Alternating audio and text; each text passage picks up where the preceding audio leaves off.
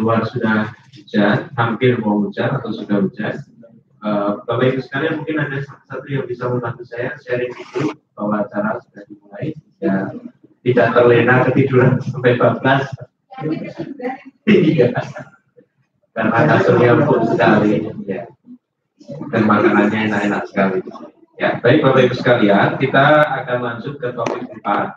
Topik 4 itu terkait dengan bagaimana cara memilih topik yang terbaik untuk publikasi internasional dan termasuk juga persiapan untuk penulisan jurnal yang diindeks oleh Scopus.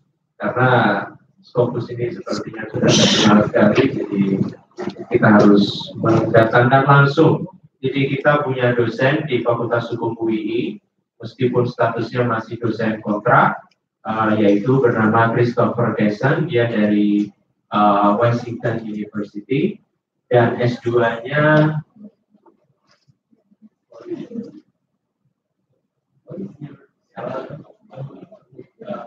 Miami, from the University of Miami. Dan sepertinya besok mau ambil S3 di Fakultas Hukum UI. Didoakan, semoga nanti bisa diprogramkan untuk dapat beasiswa atau dari TV. Jadi mohon dukungannya Bapak Ibu sekalian. Nanti yang jadi supervisor sepertinya Sazali Pak Jama, karena topiknya sepertinya mau mengarah ke sana. Oke, Bapak Ibu sekalian yang saya hormati, tidak perlu menunggu lama-lama, langsung saya berikan kepada Christopher. Mohon perhatiannya Bapak Ibu sekalian bahwa bahasa bukan menjadi penghalang komunikasi antara Christopher dengan kita semua. Jika Bapak Ibu sekalian ada yang kurang jelas, silakan bisa ditanyakan kepada saya, dan saya pun juga akan berusaha untuk menerjemahkan. Jadi maybe you can speak for 2 slides, then I will translate it in bahasa. Okay, just not all everybody speaking. Okay. Demikian Bapak Ibu sekalian, atau langsung dalam bahasa Inggris saja? Bahasa Arab. Kalau bahasa ini harusnya Pak apa yang di sini? Oke ya, Bapak Ibu, sepertinya itu terbaik. Jadi nanti 2 slide akan saya terjemahkan, biar bisa kita terima sama-sama. Silakan. Assalamualaikum warahmatullahi wabarakatuh. I'm just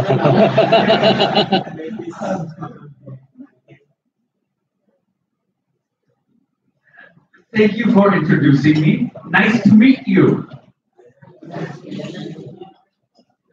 I know all of you. We've worked together before.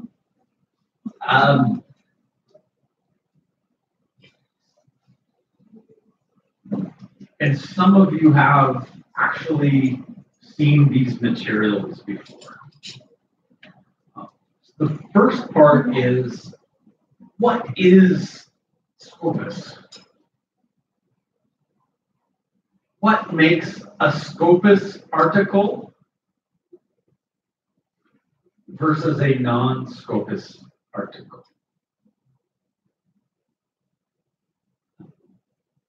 I apologize. My slides have been changed because they moved to a different computer. So I want to do a short introduction. I want to talk about Scopus journals.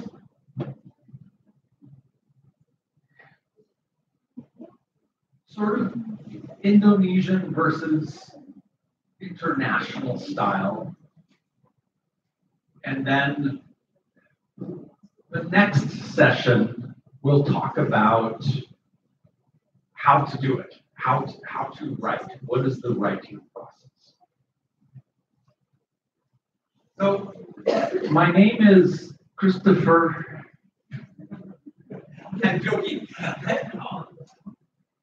I think I've met everybody here. So I don't need to introduce myself. But in addition to my role as lecturer and colleague, I've been an editor, and I've worked with Pak Nandan and maybe your former colleague, Art Pranoto, on the Indonesian Journal of International and Comparative Law.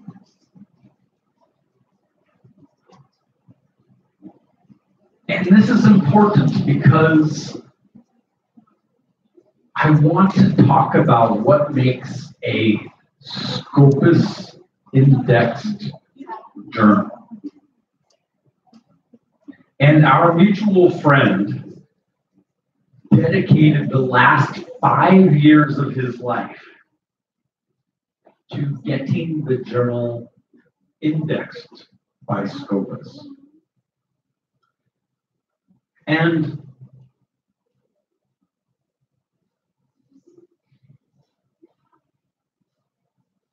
it is the first and only law journal indexed by Scopus from Indonesia. There are no law journals from UGM or I can say it, any other institution, any other university. And it was a very difficult process.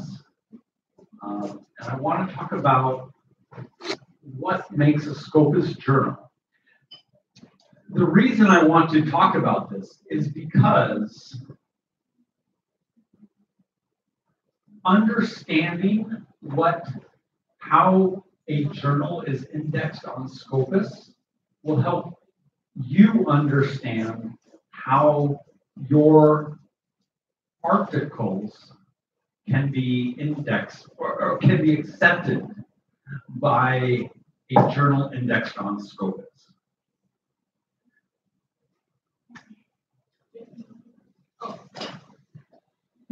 Right. More than one page. Bapak Ibu sekalian, tadi sudah diintroduksi di pengantar Christopher bahwa hari ini dia di awal akan menjelaskan terkait dengan apa itu Scopus dan apa yang akan membuat beda antara artikel yang terindeks Scopus dengan artikel yang tidak terindeks Scopus. Dan nantinya Christopher di penjelasan yang lebih detail akan memberikan penjelasan bagaimana cara menulis sehingga tulisan kita bisa dipublikasikan di jurnal yang terindeks Scopus. Sebelum itu, Christopher tadi memberikan pengantar bahwa Christopher itu menjadi salah satu pengelola jurnal. Nama jurnalnya itu adalah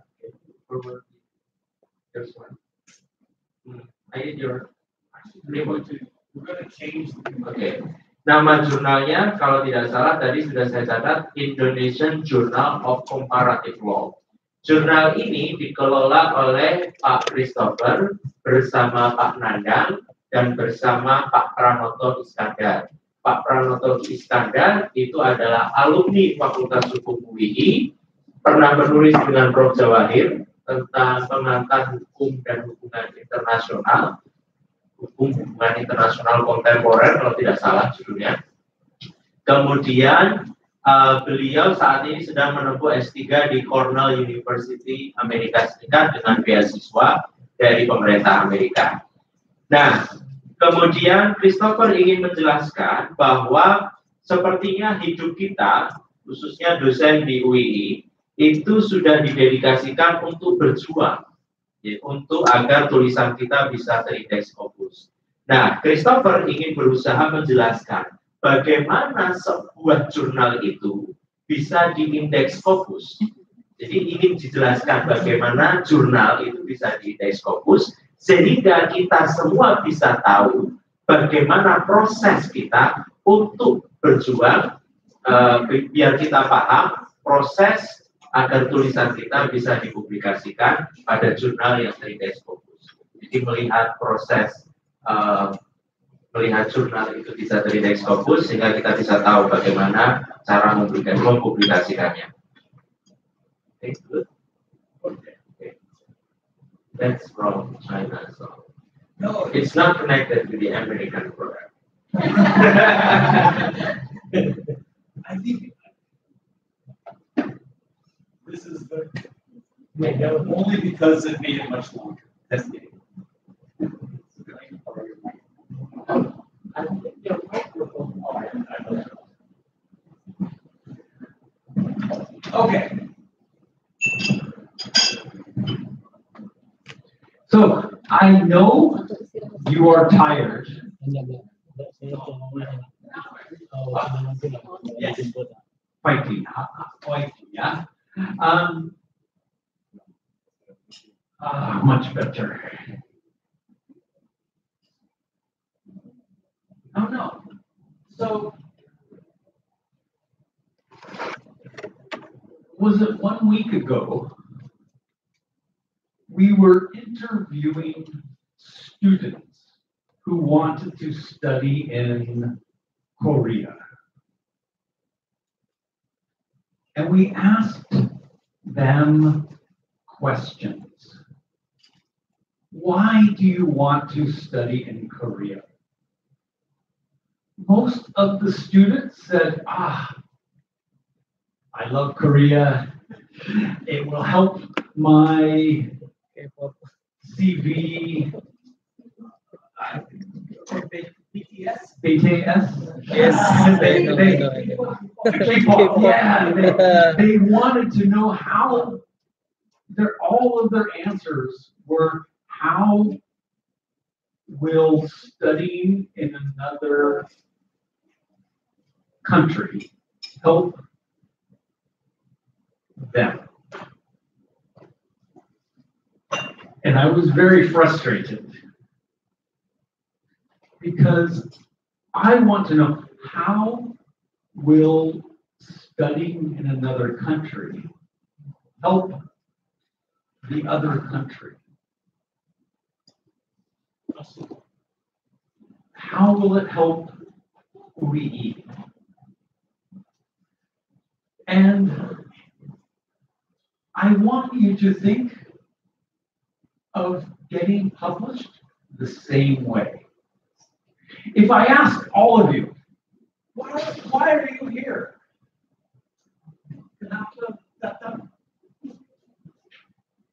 Why are you here? Because we want to be indexed, we publish our article. Yes. Too much. I'm going to ask that. Why do you want to be published? Because that's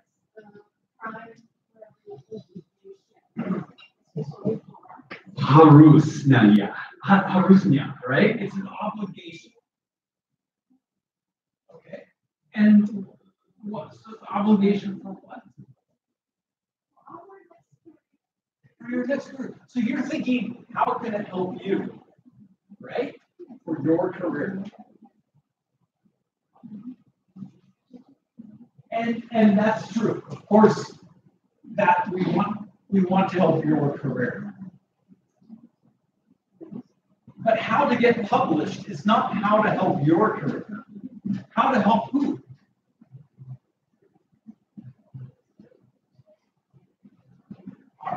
We have a famous president, John F. Kennedy. Most of you are too young. He was shot before you were born. Not you. For most of you. Most of you, he was before I was born. And he said, ask not what your country can do for you. Ask what you could do for your country. And so from a publishing standpoint, how, if you give an article to a publication, you need to think, how will your article help that publication? Everybody's thinking, how will getting published help me? But you need to think when you're writing your article, how will your article help that publication? And so that's what I want to go through. Ini tadi curhat pada beberapa waktu yang lalu.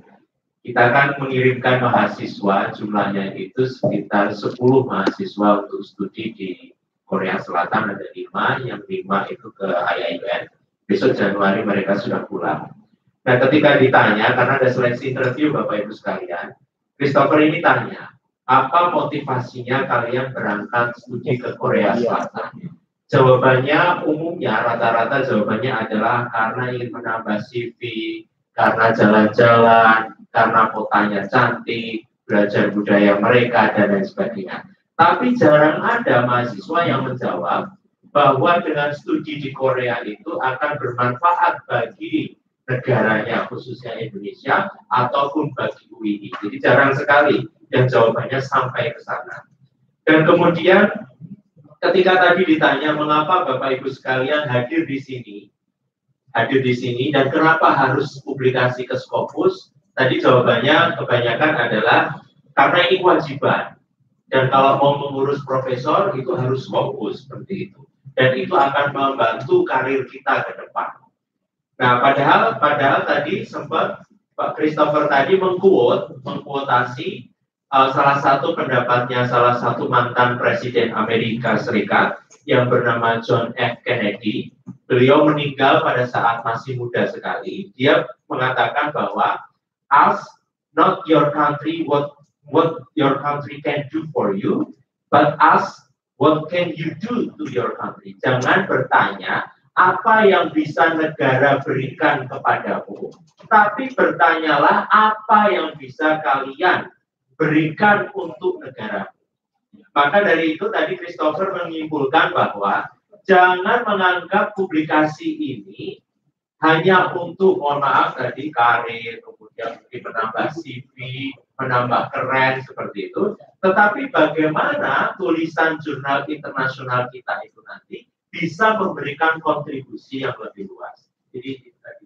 You may continue. Thank you. Terima kasih ya.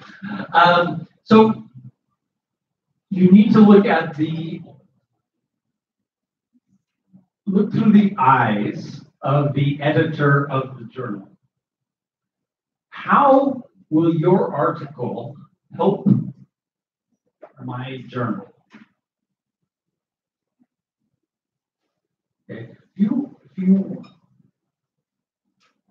you want me to publish your article, if I publish your article, how will it help my journal?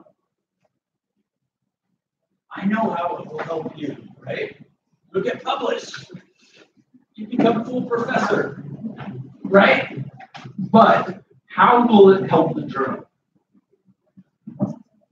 How does your article contribute to the legal community? Whether it's bankruptcy law, or environmental law, or constitutional law, how will it help the legal community? And this is very important.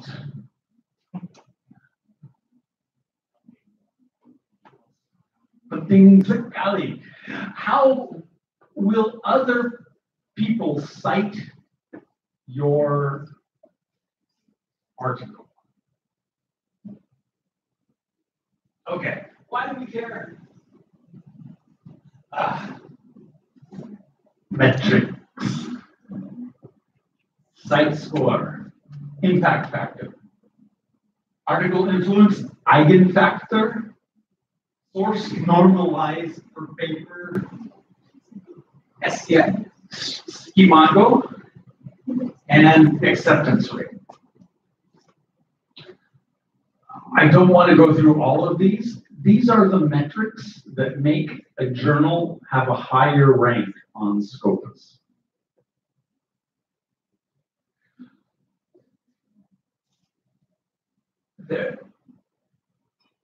So what a Scopus Index journal wants are articles that will be cited by other people. You know, primary resource and secondary resource. Your article should be a secondary resource. Because if they publish your article as a secondary resource, all of these metrics go up.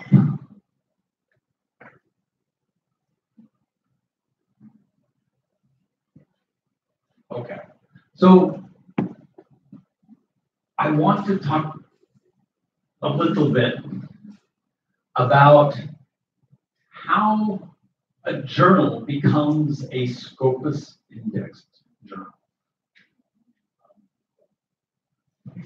Before that, jadi Bapak Ibu sekalian, tadi Christopher menjelaskan di slide sebelum ini bahwa ada perspektif yang harus kita pahami dari kacamata editor. Jadi tadi bukan dari kacamata kita selaku penulis atau calon penulis, tetapi dari perspektif editor. Editor akan menerima tulisan Bapak Ibu sekalian, di mana editor ini punya jurnal terindeks Scopus, itu alasannya ada 3. Jadi ini yang harus kita pertimbangkan ketika menulis. 1, apakah tulisan kita akan memberikan kontribusi dan cocok dengan tujuannya editor. Yang kedua, apakah tulisan kita akan bermanfaat dan berkontribusi untuk masyarakat hukum. Dan yang ketiga, apakah jurnal atau tulisan kita akan disitasi atau diikuti pendapatnya oleh penulis-penulis lain. Jadi itu tadi dari perspektif editor. Jadi mohon kalau menulis bisa melihatnya dari kacamata editor, bukan kacamata kita. Kacamata kita pokoknya kudu terbit setelah ya PKJ. Pokoknya kalau udah pakai pokoknya menurut saya ini. Nah, sehingga tadi disebutkan di slide selanjutnya, editor agar jurnalnya itu bisa diindeks Scopus, ada pengukuran. Maka di dalam Scopus itu ada ranking Bapak Ibu sekalian, Scopus Q1 tadi, Q2, Q3, Q4, kalau Bapak Ibu sekalian pengen yang bagus sekali itu harus Q rankingnya 1. Seperti Pak Nandan tadi sudah mau terbit, sudah terbit ya Pak ya, di Q1. Nah, berarti rankingnya 1 itu sudah reputasinya internasional dan sudah bagus sekali rankingnya. Nah, maka kemudian metrik yang harus diperhatikan editor itu banyak sekali Bapak Ibu sekalian. 1, acceptance rate. Nggak mungkin tulisannya langsung diterbitkan, diterima langsung diterbitkan. Ada proses review. Yang kedua, berapa yang disitasi? Apakah tulisan-tulisan itu disitasi? Yang ketiga, impact factor. Yang keempat, ranking di Simago. Tadi sudah dijelaskan Pak Ari. Yang selanjutnya adalah banyak sekali tadi perankingan-perankingan itu. Matriksnya yang dipakai. Sehingga tidak mudah bagi editor langsung menerima tulisan kita. Karena dia sendiri harus mengikuti standar-standar yang diberikan oleh metrik-metrik jurnal itu. Pasti.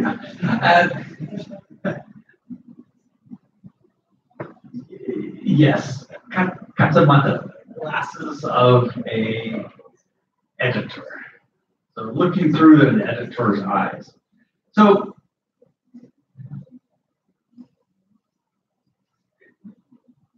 a Scopus Index journal has quality, of course, diversity, and relevancy. Is it truly an international journal?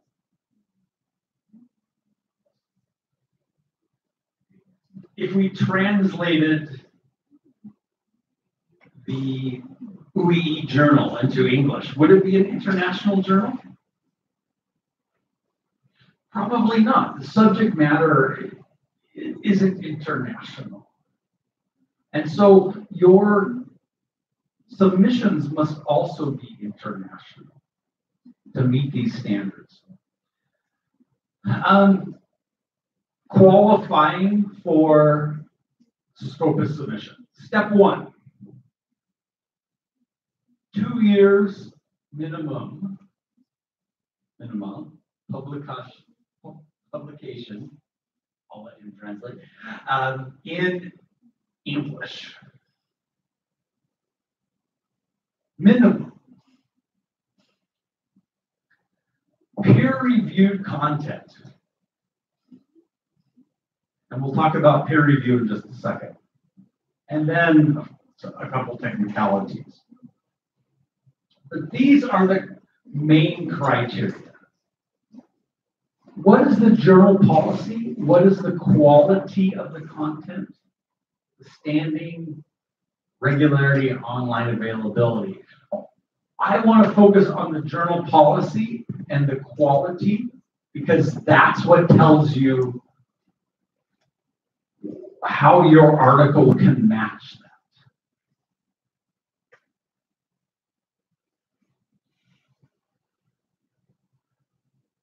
What is the goal, tujuan, of the journal? Why does the journal exist?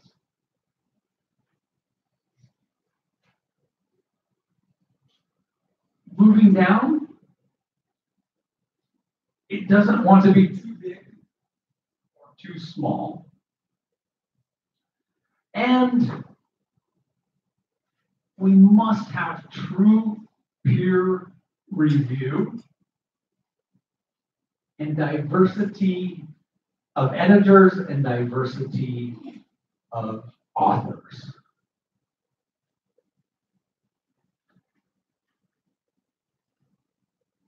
I'll move on. Quality.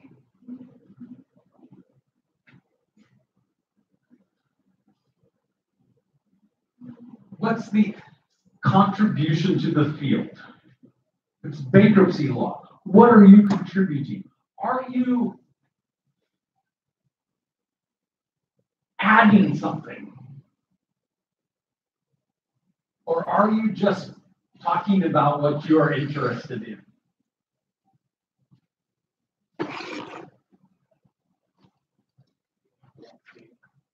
Can I read your article? Can I understand your structure, etc.?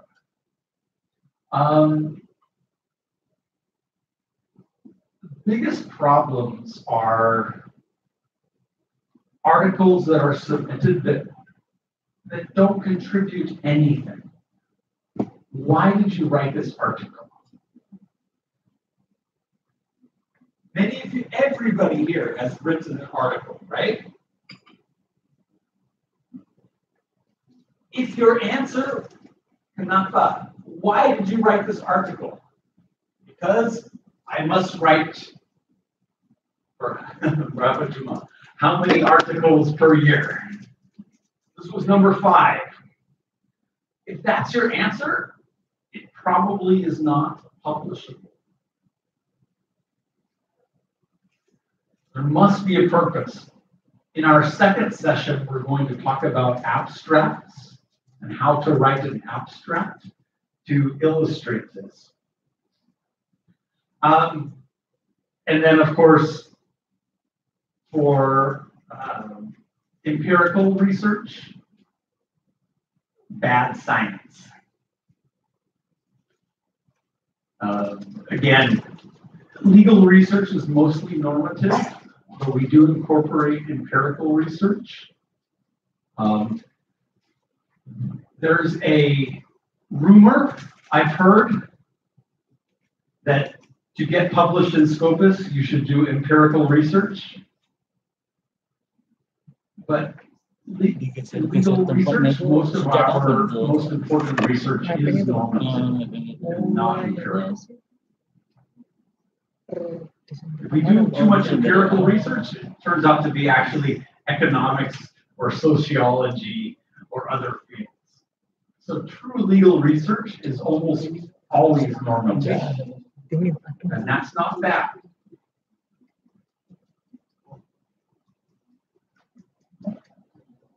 Peer review. peer review? Who is a peer?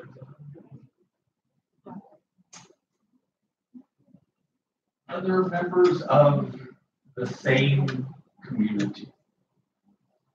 What do peer reviewers check? Your citations, your analysis, your empirical science, statistics, if that's your thing. But peer review is the next step. If there's only one peer reviewer, no scopus. If you submit your article, they say less than 2 weeks.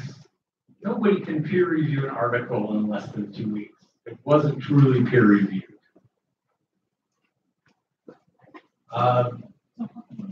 And of course, our journals want to be accepted quickly, so their peer review period is very short. They just want volume instead of Terus sekalian, tadi Christopher sudah mengatakan bahwa di awal sesi pembicaraan ini akan diawali dengan penjelasan bagaimana sebuah jurnal itu bisa diindeks oleh Scopus.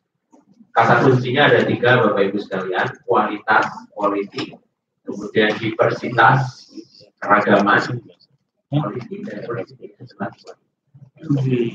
peer review, jadi harus kontennya harus di review. Nah, tahap pertama itu kata Christopher untuk bisa menjadi jurnal terindeks Scopus itu ada kriteria minimum, Bapak Ibu sekalian. Tadi yang pertama salah satunya adalah minimum sudah mempublikasi tulisan selama 2 tahun dalam bahasa Inggris.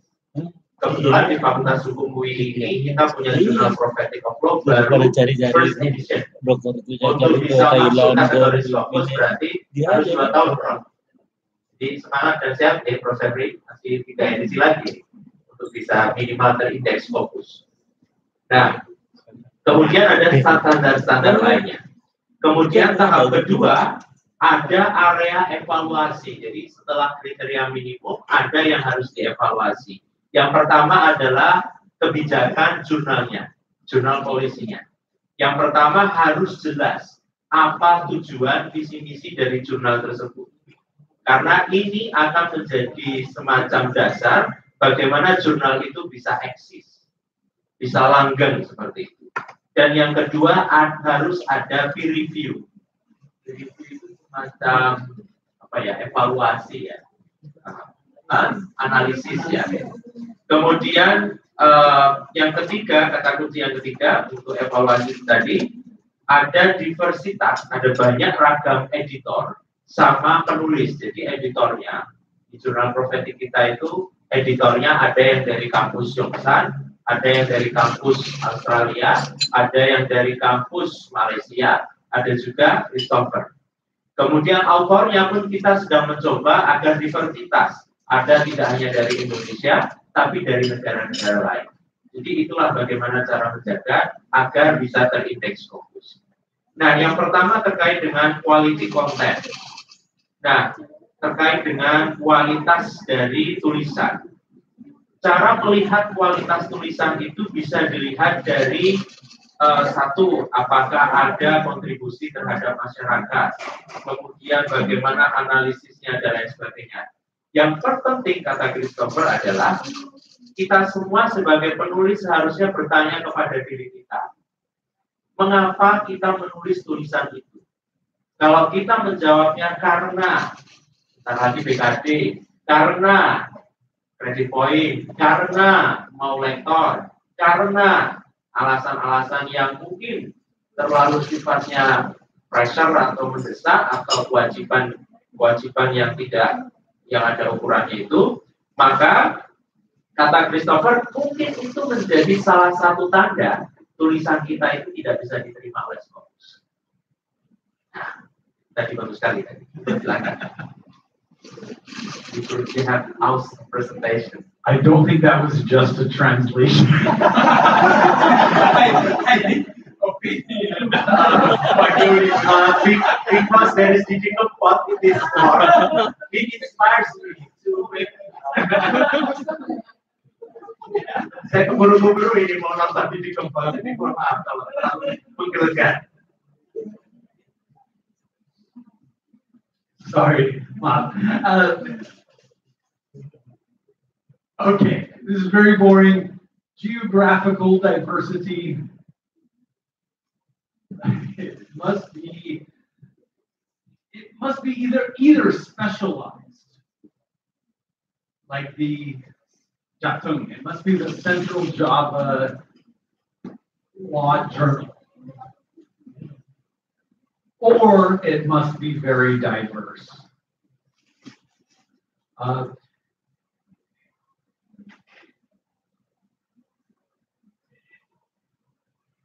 The important thing is it must match. If you say it's an international journal, it must be international. If you say we are an international journal, but all of our editors are from Yogyakarta, that's not an international journal.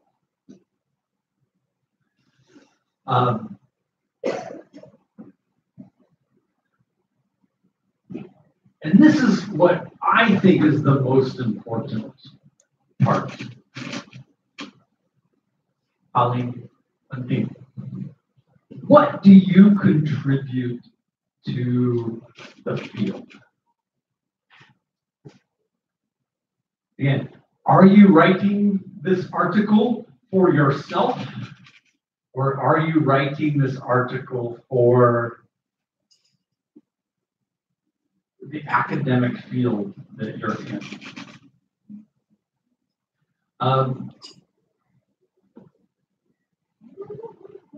So for Scopus, they say, is it unique? Are they publishing new articles? And we'll come again, in our process, we'll talk about how to show your article through your literature review, through your abstract, makes your article unique. And of course, number 2, the biggest problem, I think, in Indonesia, so many law schools, so many institutions want a law journal.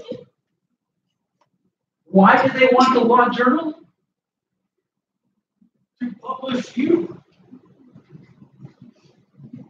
Let's get an index Scopus journal, and then you can all publish, right? That's the key reason why other journals in Indonesia have not been Scopus indexed, because they were just published. Facilitate only, exactly. To say, this journal is so we can publish, and it sounds good, right? Why should we have a journal if we can't just publish? We need to publish because it's a requirement from the government and our dean.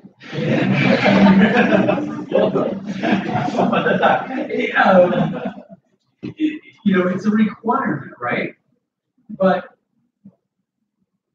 if a journal does that, it will not be Scopus indexed. And if your article is for that purpose, other Scopus indexed will not be. So this is the biggest pitfall.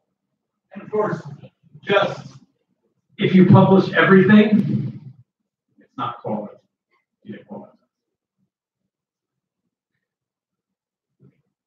Okay. Jadi Bapak Ibu sekalian, tadi ada lagi dijelaskan untuk bisa terindeks Scopus, sebuah jurnal itu harus menunjukkan diversitas secara keragaman secara geografi. Jadi tadi disebutkan bahwa satu, selain pekerjaan utama dari jurnal hukum itu untuk menjaga kontennya, tetapi juga harus kita pahami bahwa sebuah jurnal internasional apa-apanya harus internasional. Kontennya juga harus internasional, editornya juga harus ragam, tidak hanya semua editornya Yogyakarta. Misalnya nama saya kan Dodi itu kan berasal dari bahasa Barat, nah kelihatannya Barat tapi aslinya Jawa, ya itu nggak bisa Bantul saya. Nah ini kan Bapak Ibu kan di Bantul ini, nah saya bangga ini. Nah kemudian penulisnya juga harus beragam Bapak Ibu sekalian. Jadi editornya harus ragam, penulisnya pun juga harus ragam. Jadi tidak semuanya orang Indonesia yang mengelola, penulisnya orang Indonesia semua yang mengelola. Dan yang paling penting Bapak Ibu sekalian, sebuah jurnal harus menjaga kualitas kontennya, harus asli dan original, dan kemudian tidak semacam toko, semua bisa difasilitasi untuk publikasi. Makanya tadi kata Christopher, kegagalan jurnal hukum di Indonesia tidak bisa terindeks Scopus adalah sekali masuk Sinta 2, sekali masuk terakreditasi, kemudian diteror banyak penulis, termasuk kampusnya sendiri, tolong dipublikasikan karya gue, keliru Bapak Ibu sekalian.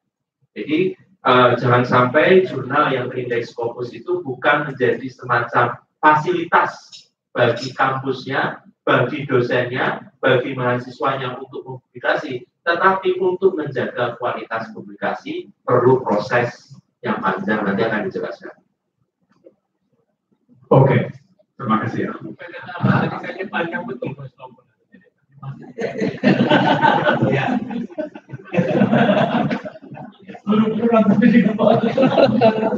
ya tergantung benernya sih.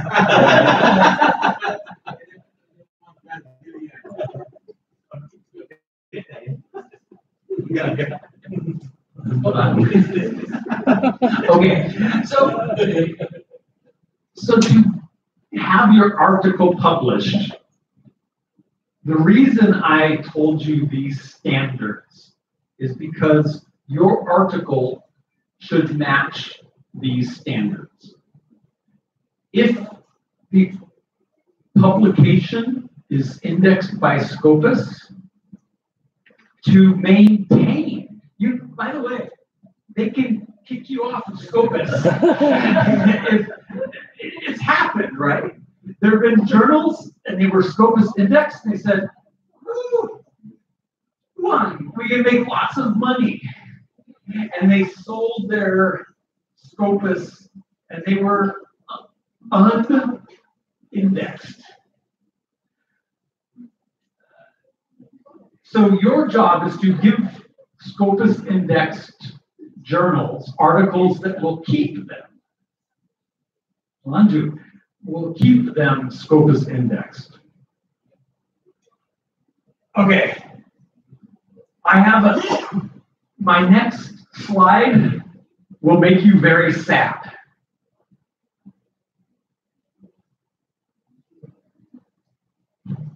This is a bar chart indicating how many articles are accepted. I know. Don't go. No, don't leave. It's not the end. The blue, the orange.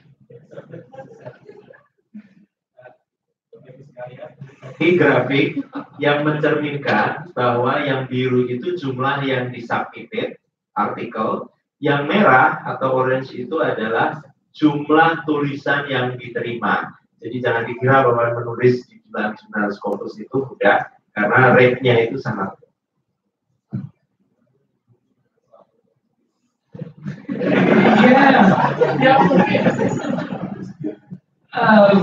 Sekitar 15%. That's the gray line is the percent. It's gone down because more people submit. Okay. So the next step is I'm going to offer an actual rejection letter. Just to illustrate, can I say one more thing?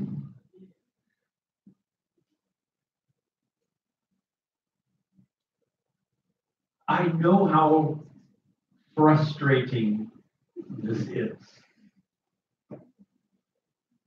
And all of you, I've read many of your articles, and I've seen some of your lectures, and I've spoken with you one-on-one, and I know what good scholars you are. So I know how frustrating it is when all of your hard work gets rejected. And it's frustrating for me too, because I see some of the best scholars I've met who can't get published. So it's how to tailor how much you know into what these journals want. It's not because you don't know anything or you are bad at English. It's not that. It's taking what you have and making it what a Scopus index journal wants. This is an actual letter.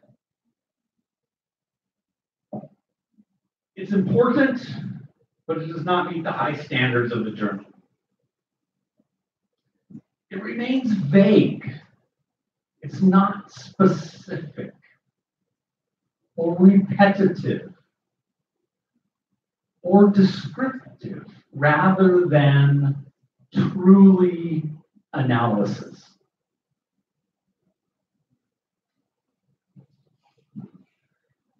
Classical sources, including primary texts, etc. How many citations do you have?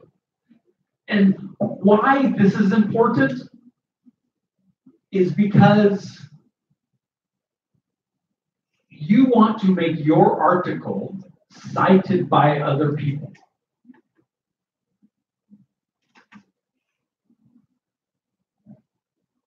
And if there aren't enough sources, it won't be cited by other scholars.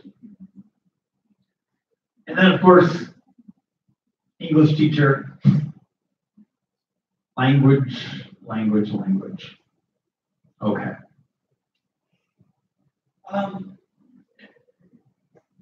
The last little thing I want to do is talk about what I see as Indonesian style, which is not wrong, but it's often different than what is expected. So, I've been talking since 8 o'clock this morning. I wasn't here, but I was in Kota Baru talking. What do you think is different between international style and Indonesian style? Any idea?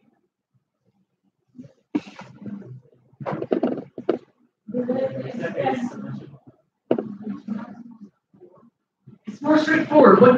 What do you mean?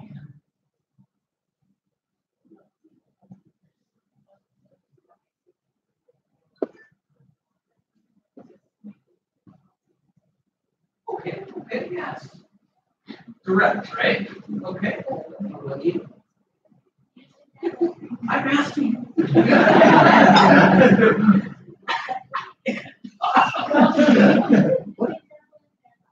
Using table and data for what?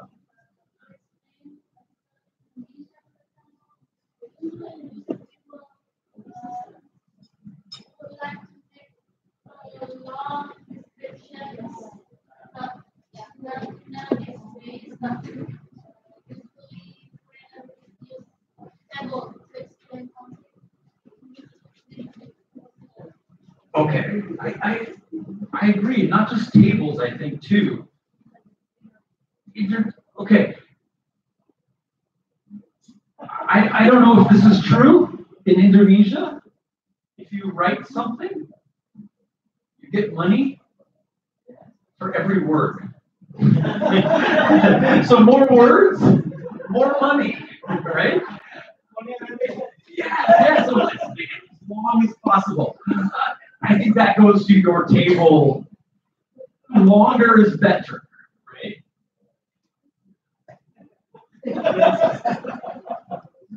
That's so I joke. You get paid pots, kata, right, per word.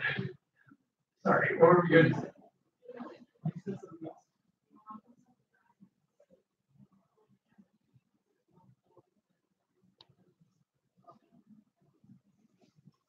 Okay. Interdisciplinary. Is that bad? It can be good, right? It can apply to many different journals, whether international relations, not just law journals. I know we're all Fakultas Hukum, right? But it's okay if you get published in the Journal of International Relations or Sociology or Economics. It still checks the box, right? Okay. One. Oh, 4 minutes. They give the best ones, so I think. Yes, he's giving up. Is that you? You speak English well enough? So you can go home. Okay. Just a little example. Yeah, I think Indonesian is more narrative. Tell a story. And the conclusion is usually at the end.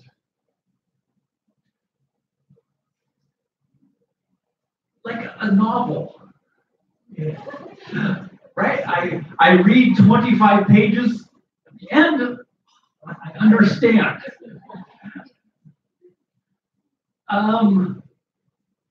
An international journal, the conclusion is the first thing, right? You use Westlaw, and we're having a tutorial tomorrow on how to use our journals. I want to know in 1 minute if your source is useful to me. I don't want to read the whole thing. So I want to know if it's a useful article. So your conclusion must be first. What's first? And then use of sources. And I'm sorry, we're going to use Westlaw tomorrow, and you're going to see how easy in America it is to do research. You do a search term, and we have keywords and key numbers and 17,000 resources. It's much more difficult in Indonesia. You don't have those resources. Here's an Indonesian journal.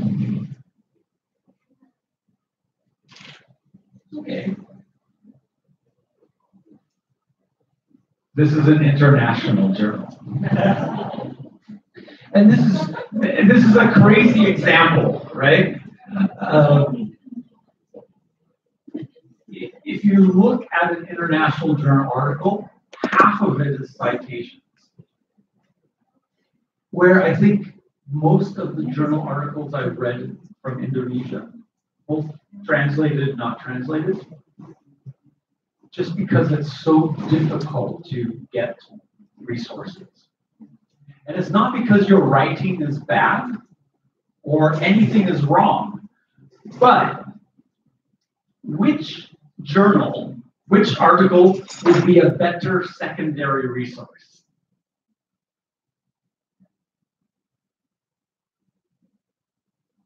This one or this one? And not because it's a better article, but this one makes a better secondary source. And more likely to be published. So I'll write later on, blah, blah, blah, blah, blah, blah, citing, blah, blah, blah, blah, blah, blah. And if you're not citing, it's less useful as a secondary resource. And that's what journals want. So I want you to think through the eyes, kacamata, the glasses of a journal. And that, I think, is going to help you get published. So take a break or ask questions. Take a break, and then we're going to talk about actually how to write so it meets these standards. I have your 3.1. Okay. Ya, Bapak Ibu sekalian. Oh, no, not this one. Oh my God. Okay. Yeah. It's American product.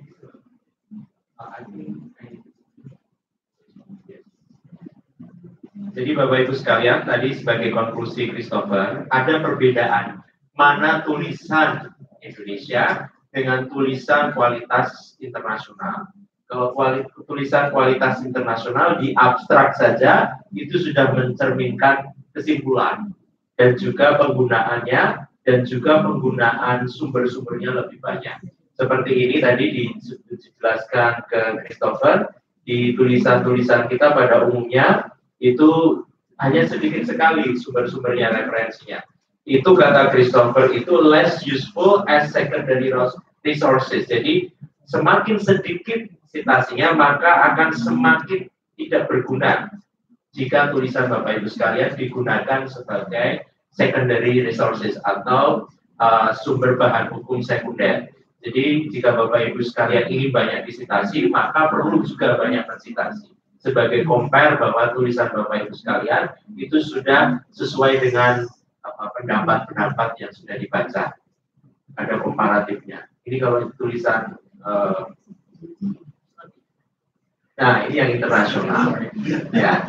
Jadi banyak tulisannya umumnya jurnal-jurnal internasional yang terindeks itu baru satu paragraf saja, tapi citasinya banyak sekali. Saya pernah waktu saya S2, ketika saya dibimbing, itu diminta jangan terlalu banyak footnote, tapi footnote-nya dinaikkan jadi tulisan. Tapi waktu saya sekolah S3, itu ketika saya footnote-nya sedikit, dipertanyakan, loh kamu pendapat ini, kalimat ini ngambil dari mana? Kalimat ini ngambil dari mana? Perasaan saya pernah baca.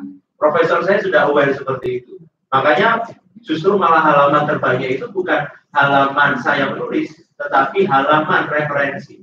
Banyak sekali jurnal, buku, dan lain sebagainya. Itu yang nanti akan dipertanyakan oleh supervisor ketika saya S3 dulu. Nah, maka Bapak Ibu sekalian, ini sebagai gambaran saja untuk membuka wawasan kita.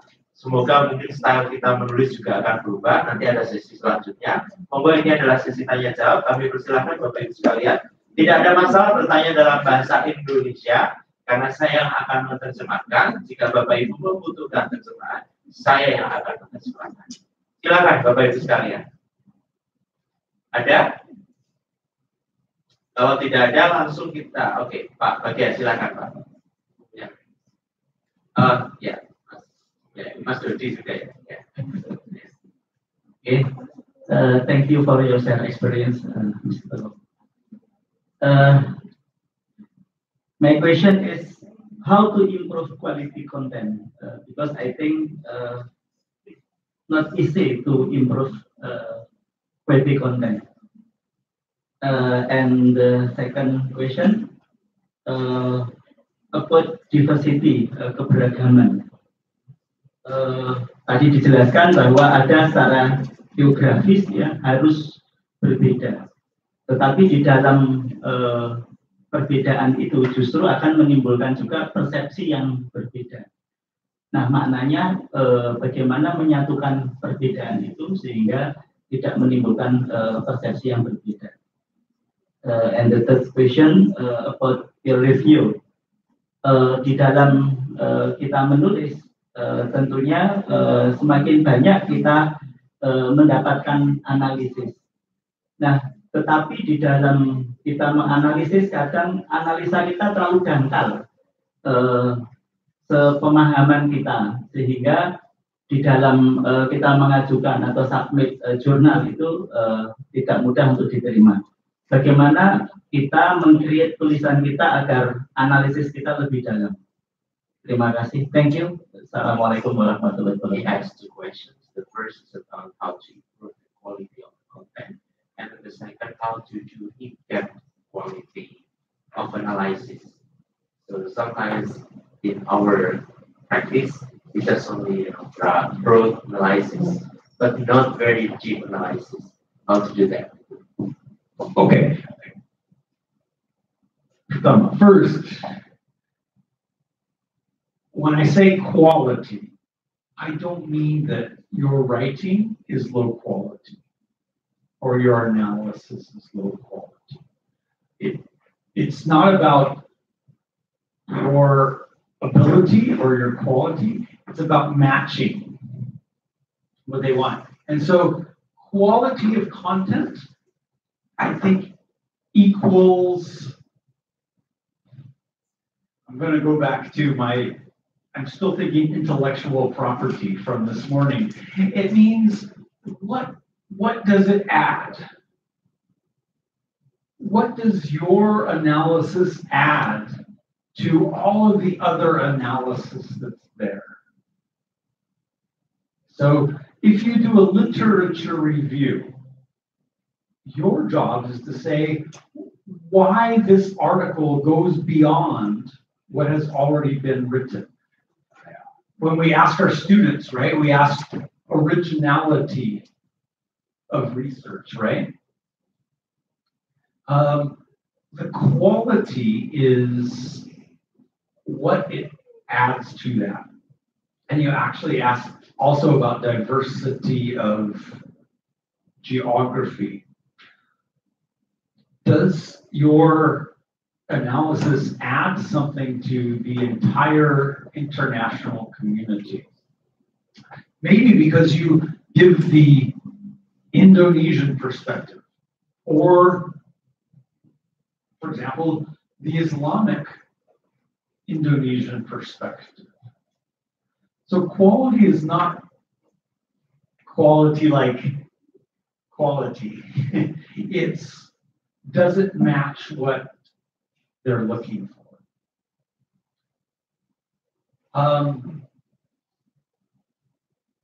For peer review, it's quality assurance. They're making sure it's not plagiarized, that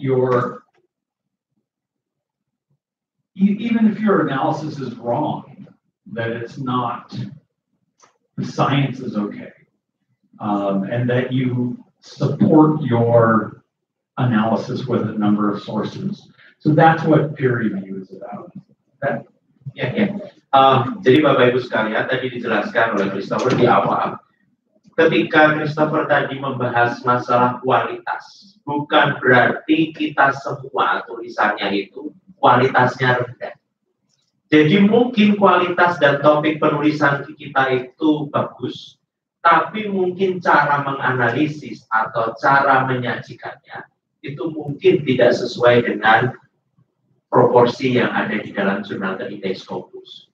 Maka kata Christopher tadi, bahwa untuk menjamin ada analisis yang mendalam, itu yang pertama, editor akan melihat apakah meskipun kita mungkin membahasnya komparatif Islam dengan hukum positif, komparatif hukum Indonesia dengan hukum negara lain, tapi perlu dilihat apakah sesuai dengan tujuan jurnalnya, apakah masyarakat internasional ini bisa mengambil hal yang mungkin dari apa yang ditulis Bapak Ibu sekalian itu nanti ke dalam penelitian mereka selanjutnya atau ke dalam pembahasan-pembahasan di dalam mimbar akademik mereka. Jadi jangan dikira itu hanya stop begitu saja ketika menulis Bapak Ibu sekalian. Jadi editor itu akan memikirkan bahwa kami menerima tulisan Bapak Ibu sekalian, terus kemudian apakah hanya diterima saja atau apakah kemungkinan nanti akan berkontribusi kepada pembacanya atau pengguna dari jurnal itu sendiri. Dan kemudian yang paling terakhir Bapak Ibu sekalian, jangan menganggap tulisan editor yang membalas email Bapak, kan kadang saya juga pernah Bapak menulis dan saya kirimkan ke Harvard International Law Review, American Journal of International Law, ini Q1 Bapak Ibu sekalian. Langsung dapat tulisan ditolak. We are sorry, we couldn't publish your article, berarti sudah ditolak. Kalau ditolak itu kan sudah putus hati Pak. Nah, pernah juga saya menulis, tiba-tiba di review Bapak, emailnya panjang sekali. We will publish your article, but however, harus direvisi. Nah, maka revisi atau catatan reviewer, kalau kita kan dalam proses mempublikasikan ada peer review Bapak. Itu jangan dianggap itu sebagai tolakan cinta atau patah hati dan lain sebagainya, tapi ditanggapi dengan serius itu bahkan kata Christopher, peer review itulah yang menyebabkan analisis kita akan menjadi benar. Karena yang mereview itu adalah orang-orang yang khusus tugas, seperti kita menulis disertasi yang melawan oponen atau orang yang mengkritisi disertasi kita adalah orang yang ahlinya dan menyebabkan kita harus menganalisisnya lebih mendalam, pendekatannya kita rubah dan lain sebagainya. I think itu Bapak Ibu sekalian ada pertanyaan? Ya, saya perlu menggebu-gebu ini. Sepertinya waktu kita sudah cukup dan kita lanjutkan materi selanjutnya yang nanti akan dipandu oleh Pak Alfa. Speakernya tetap sama Bapak Ibu sekalian, yaitu Christopher dengan tema Writing, Revising, and Editing Process. Jadi bagaimana menulis, merevisi, dan mengedit. Nanti kita sampai jam 6 Bapak Ibu sekalian, biar tidak kita pencar-pencar, kita sampai adzan maghrib saja. Adzan maghrib sepertinya 6 lebih sedikit ini Pak, sekarang ya, karena ini musim 6 kurang sedikit deh, kalau 6 kurang sedikit, 6 lebih sedikit. Ya. Nanti kita langsung sholat maghrib saja di sebelah, setelah itu langsung makan bersama di bawah. Dan nanti ruangannya insya Allah ini sedang dikonfirmasi panitia. Ruangan selanjutnya nanti akan ada di ruang Jasmine di ground floor, dekat dengan restoran. Jadi kita tidak berharap Bapak Ibu bentar lagi kembali ke kamar lagi, tidur malah lagi nonton Didi Kempot, jadi tetap berada dalam satu jalur kita. Ya, Indonesian style ya. Baik, terima kasih. Terima kasih. Assalamualaikum warahmatullahi wabarakatuh. Ya. Yes. Okay, the next session will be... Assalamualaikum warahmatullahi wabarakatuh, Ibu Bapak.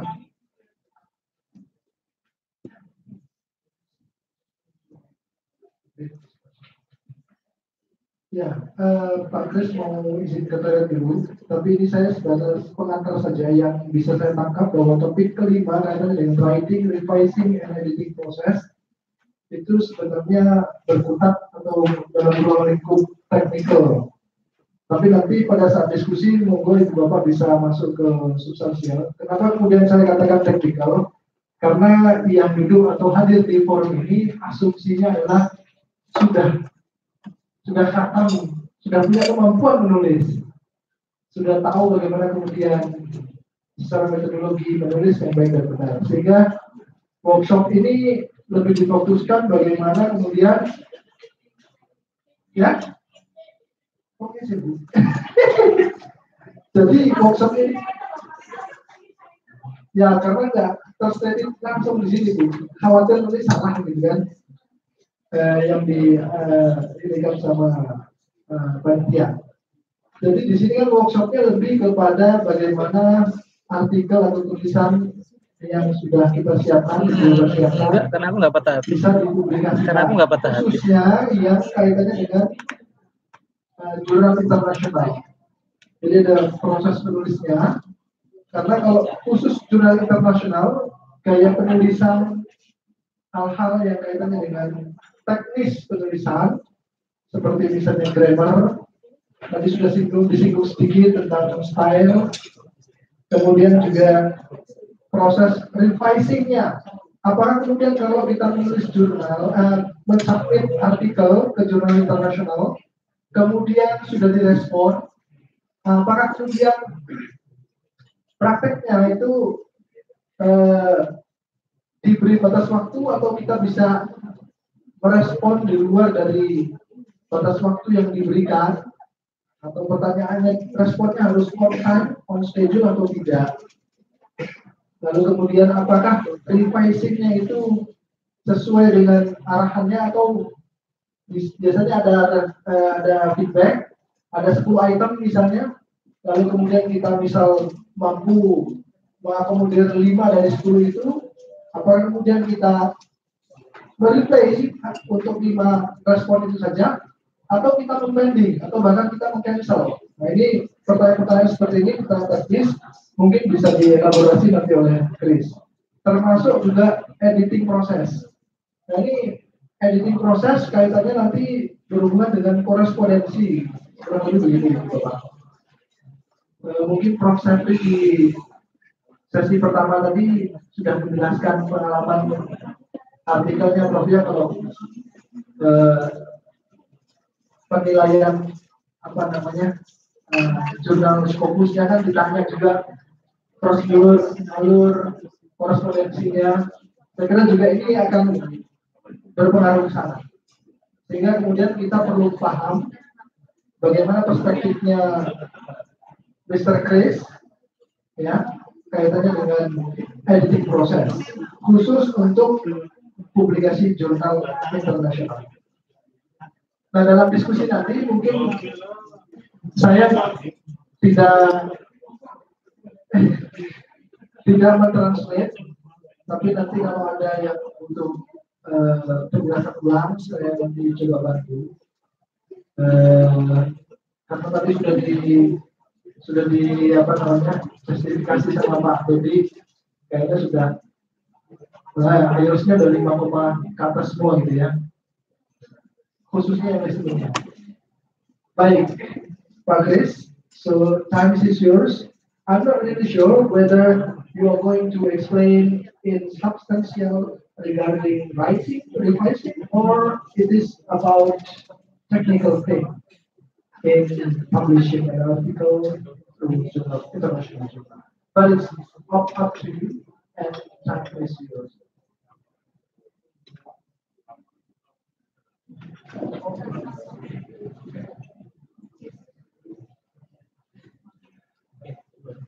Assalamualaikum warahmatullahi wabarakatuh. I know it's been a long day, so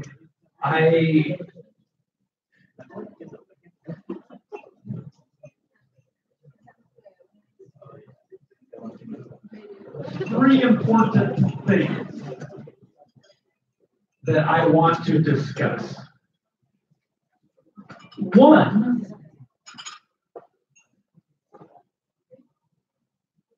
I want to make writing in English easier. Easier. Not mudah, lebih mudah. Right? Sedikit. I want to make it easier. Not easy. It will never be easy. I want to talk, secondly, I guess I have a fancy thing here. Writing an abstract. And what should be in your abstract and what should not be in your abstract.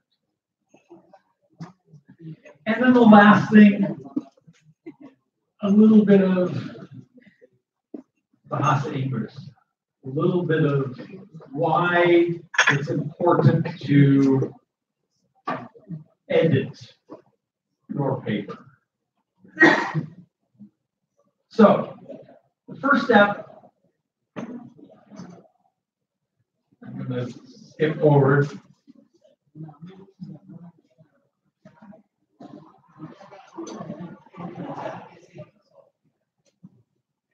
So my experience here is the first step is we write a proposal, right? We say what our research is going to be about. The second step, we do our research and the literature review.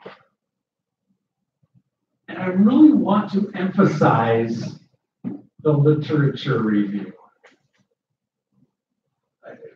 What is a literature review?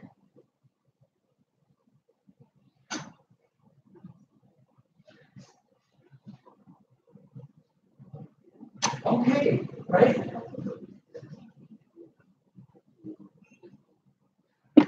Well, okay, that's the next step, right? So the literature review is what has been written.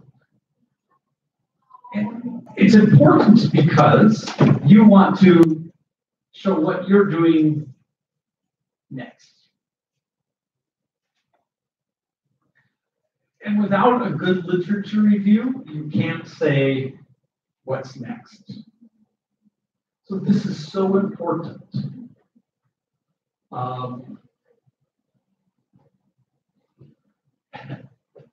Your research proposal isn't really important unless it's new, unless it can be distinguished from your literature review. Of course,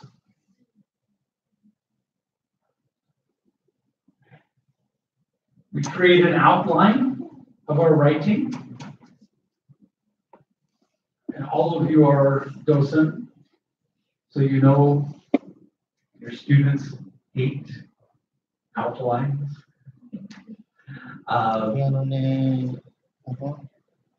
Next step, incorporating sources.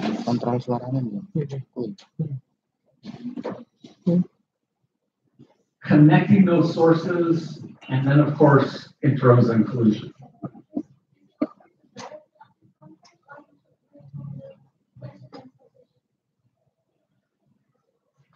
Oh, you mean like now? Sure. Yeah, of course.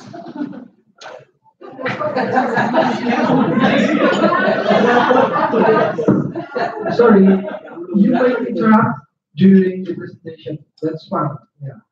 Okay, just before I forget this issue about literature review, it's a little bit difficult for me, especially because I didn't have any international journal before, and we have to have a lot of literature review whether a certain issue has been discussed, has been written in other journal or by others, because for example, when I'm checking the Simagu, for example, I can't read the article written by others, so I didn't know whether the issue has been discussed before or not in international. I just only maybe can check it in national journal whether this issue has been discussed, has been written by others or not. That's a little bit difficult for me.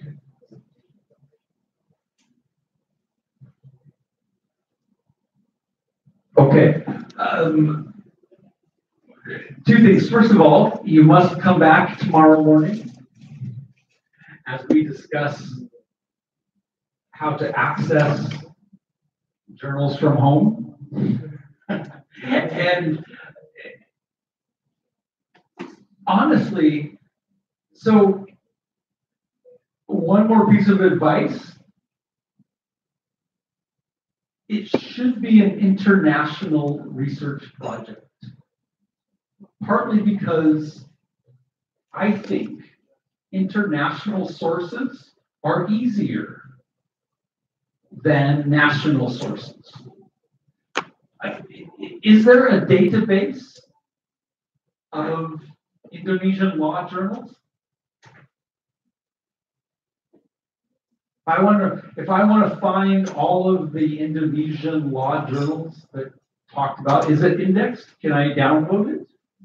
It's all online? Where?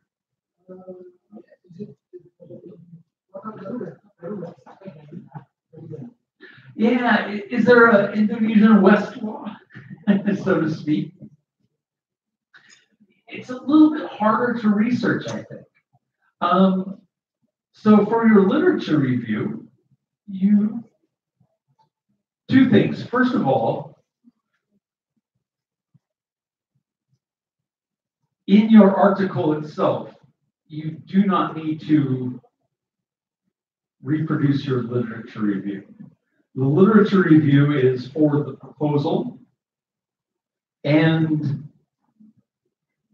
a brief part of the abstract just to say why are you asking, how can you be confident that you've reviewed all of the literature? That's just research. Making sure you've at least reviewed all of the literature on that sources. Originality of your research, essentially. How do you check that? It's not perfect, right? But it should be your goal to try to find, has anybody else written what I want to write about? Can I, in my abstract, say the literature has gone to this point, but I'm going to go further? So you should at least be confident. It doesn't need to be perfect, I don't think, but you should at least be confident that you are adding that to your literature review. I think we have a great number of resources here, international resources. But that's a difficult part, to make sure you have done your research, basically. Did that answer your question?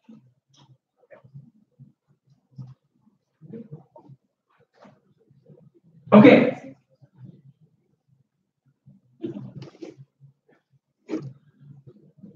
So,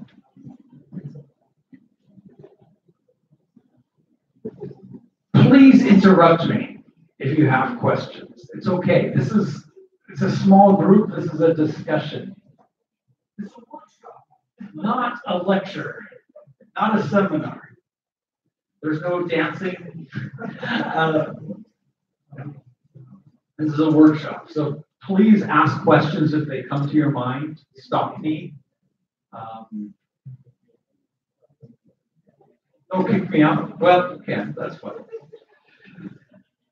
So let me ask you, many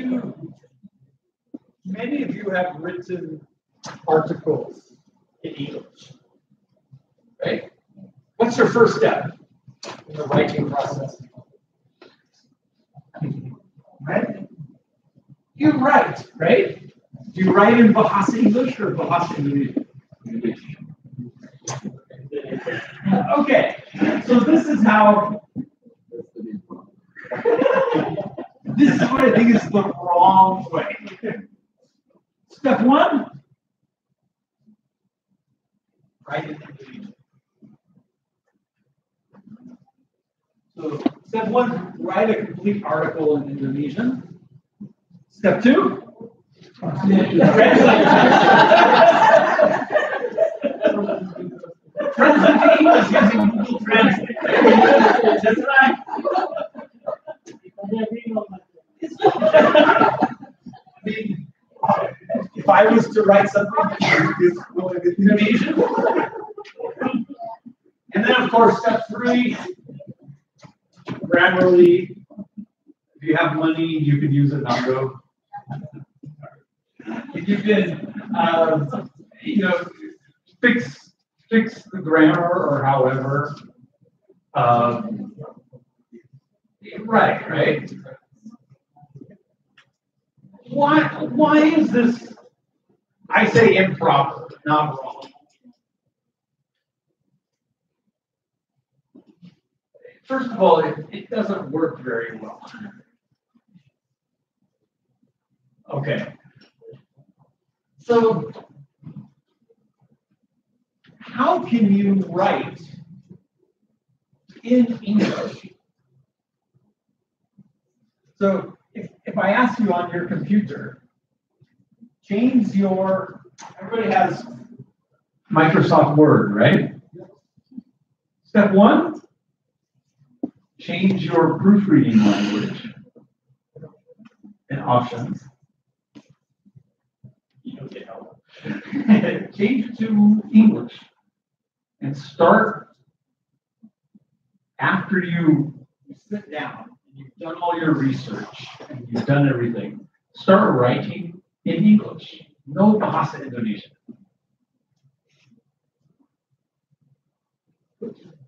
Good challenge, yes. How do we do that?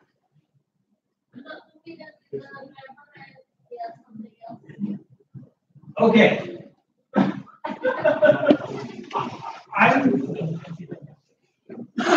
My challenge is I want you to start with English, but not your English. Right? The first step is not to use your English. All of you have different English levels, right? But don't start with your own English. Start with somebody else's English.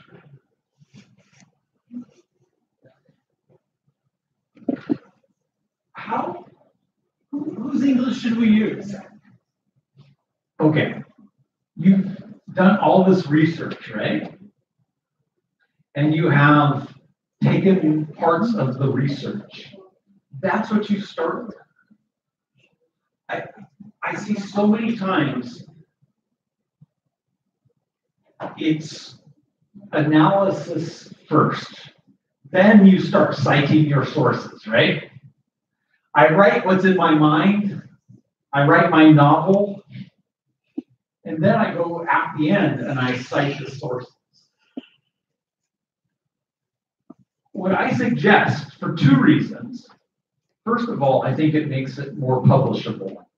Second, it makes it easier to write in English from the beginning.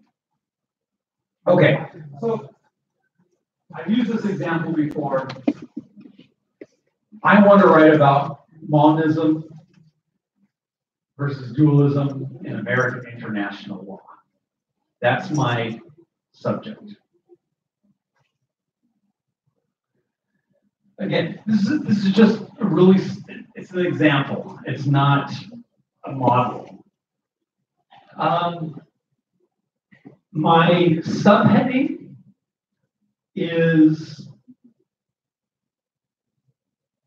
America is changing from a monist to a dualist international law framework. So I've done some research. I found the United States Constitution, right? From our sources of law, we start with our Constitution. If I ask you what's your first source of law in Indonesia? Undang-Undang 1945, right? We start with the primary and then we move down. And so, same in America, we start with our Constitution. Again, don't worry about the law. This is not a legal test. It's just to show you the writing process. So I found this great quote. Treaties made or which shall be made under the authority of the United States shall be the supreme law of the land. It's a quote from our Constitution. And it talks about monism versus dualism. Okay. And my site is U.S. Constitution. Blue book, but that's next session. Okay. Is that the end of my research? No, I've done other research. So I've also found a specific jurisprudence case. Because of the separation of powers principle, treaties are not self-executing, unless the intent is clearly stated in the treaty. I cite the case. Medellin, Spaniel, Medellin versus Texas. And I'm not done. I found a secondary source as well. So I have a primary source, the Constitution. I have jurisprudence, also a primary source or a secondary source in this case. And I have a secondary source. Until World War II, treaties were presumed to be self-executing. A long citation for a journal article. The next step is we want to put our research together. Again, have you written anything in English yet? Have you had to translate anything? Maybe to understand, right? The next step, let's put them together.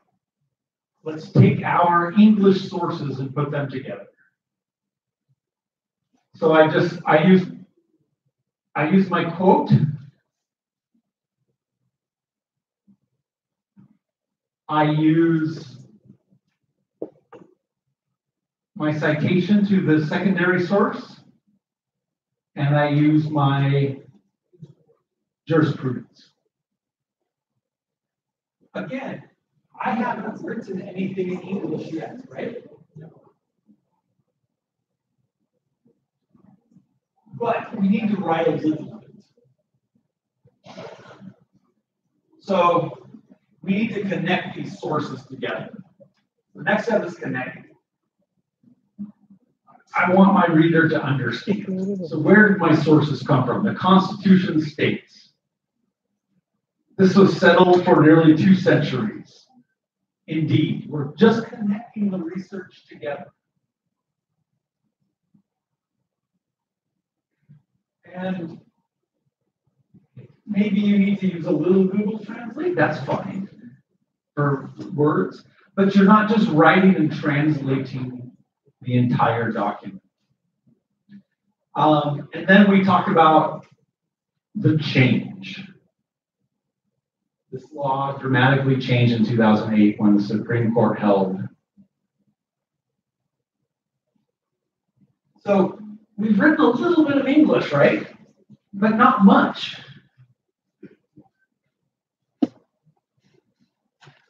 Now we need to make it a whole paragraph, right? We need an introduction and a conclusion. The purple. This is where you must write in English. Again, you can write in Indonesian and translate, but you're just using a small amount of English, just a little bit of analysis connecting your research together.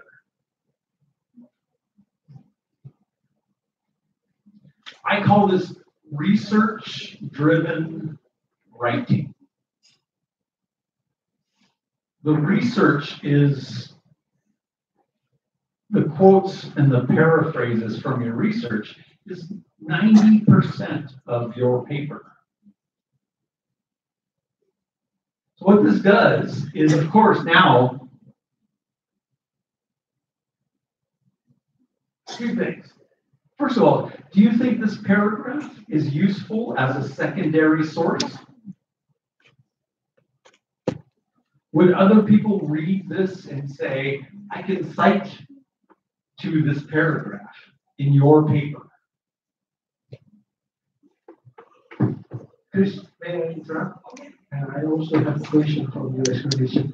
From this pattern, where we can put our opinion that The purple. purple? Okay. Yeah. So the introduction and the conclusion to the paragraph, that's your opinion. That's your analysis. So when I say the jurisprudence in the United States on international law has evolved dramatically. That's opinion. People disagree about this. over time, it seems to have been evolving from a more dualist to from a monist to a more dualist approach. That's your analysis. That's your opinion. And of course, it's in English. But you didn't need to write a lot, right? You were able to give your analysis without writing a whole paragraph about your analysis. Well, it's one sentence of analysis, 4 sentences of research.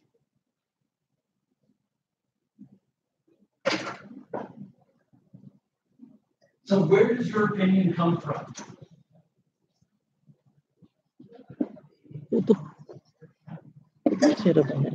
Yeah, so it's sort of a reverse, right? Instead of your opinion coming from your head, and you have an opinion, and then you find the research, and that creates your opinion. And so your opinion just matches the research.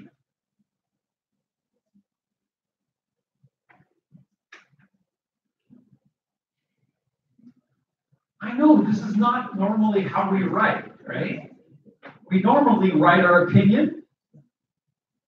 We start with our opinion, the tier, and then we add the research to match it. But that's not normative legal writing, right? So you use the research that matches your opinion, supports your opinion. And there it is. That's your opinion or conclusion from your analysis. Okay. And then, of course, we conclude by how it relates to the bigger picture.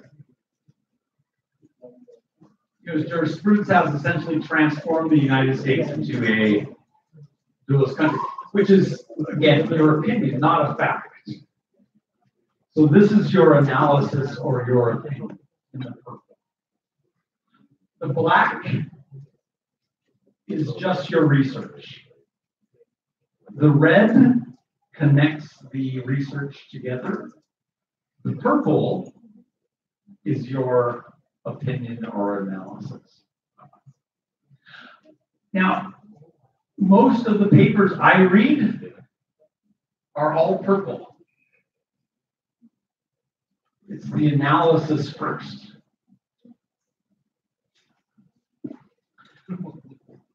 And again, I'm not trying to change your opinion. But if you look at this, how many words is this? 300 words, 200 words? How much did you have to write in English? Only the purple and the red. And so I also think using the research makes it easier for you to write in English as the first language.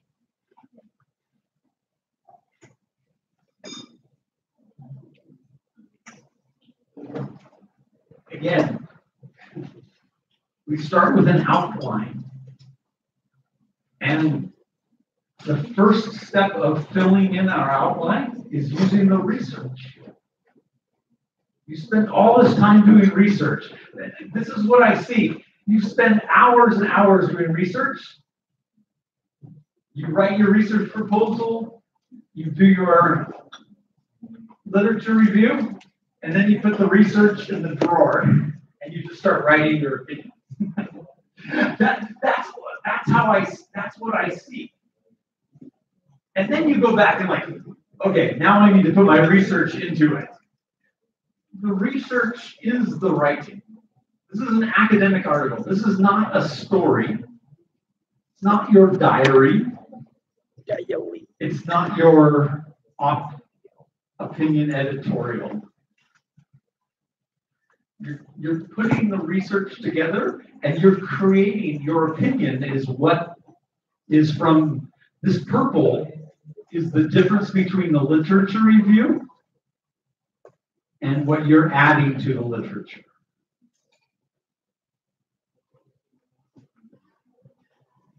That's all you're doing in an academic article is purple.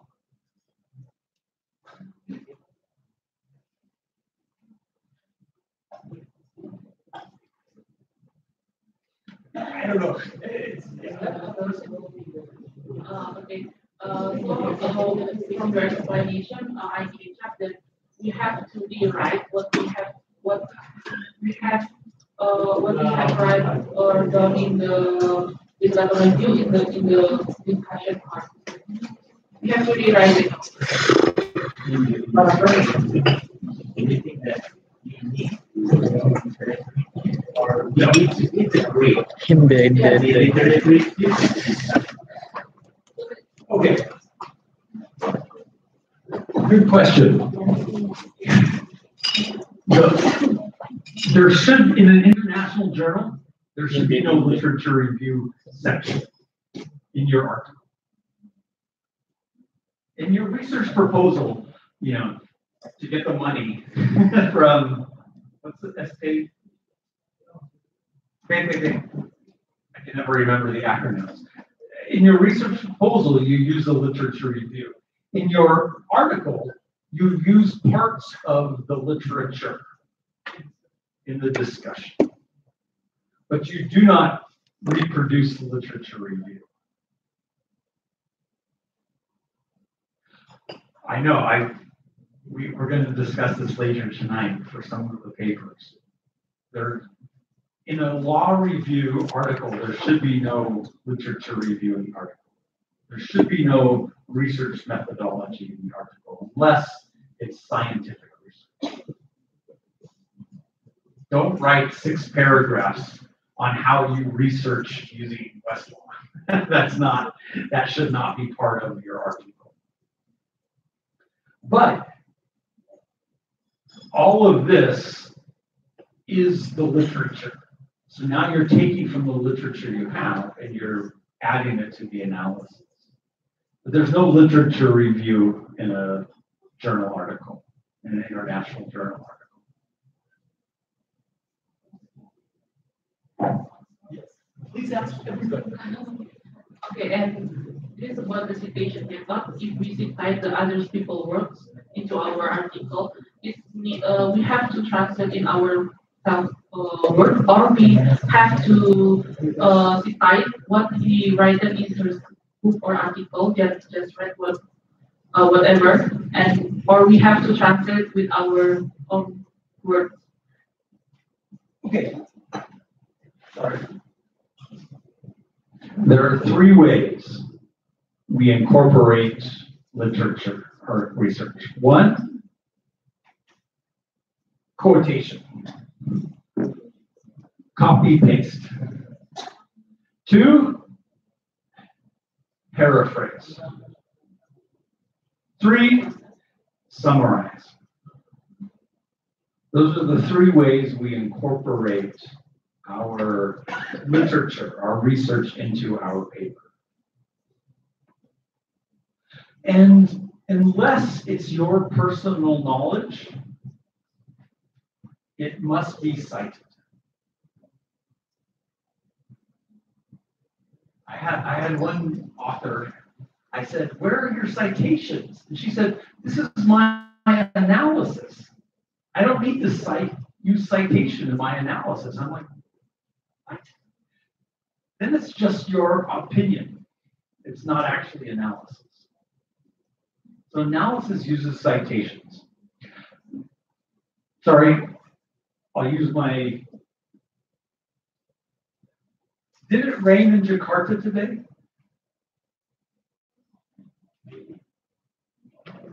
Anybody? Did it rain in Jakarta? Okay, let's start with this. Did it rain in Jakarta today? Oh, how do you know? That's your personal knowledge, right? I was there. I'm wet. Okay. Did it rain in Jakarta today? How do we know?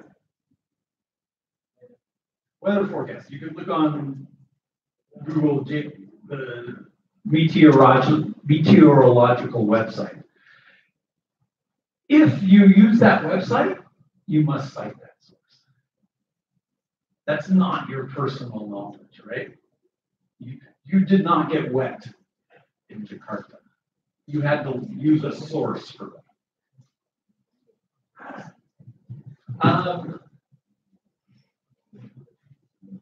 What article of the Indonesian Constitution deals with Pancasila? Pasal what? The framework. Okay. Even if you do that, you must cite that resource. Even if you know, all of you know, right? You must cite that as a resource. So, like I said, 90% of your kalimat, 90% of your sentences should have a footnote. It may be id or ibid. Okay, again, a question again related to this example. If we do kind of this pattern, is there any problem related to the plagiarism? Because as you explained just now, that the black is coming from the original text, right? The black color. Is that a matter if this article being scanned by the fingerprint or anything? Because they will check the similarity. And if we follow this pattern, so for example, this is only one paragraph, right? But we have more than 10 paragraphs. Okay. So we'll find. If we do an originality report, right, it will show up. The quote will show up, of course, right? Is it okay? Is this plagiarism? No. Why not? What is plagiarism? I know, but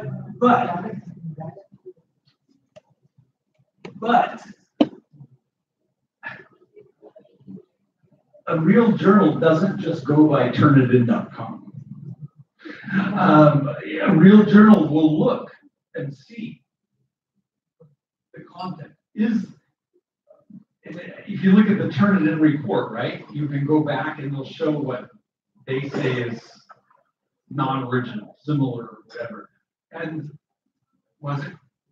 there's footnotes here, was it correctly cited? No problem. For a reputable journal, you won't be rejected by a high Turnitin count. That's not what they go by.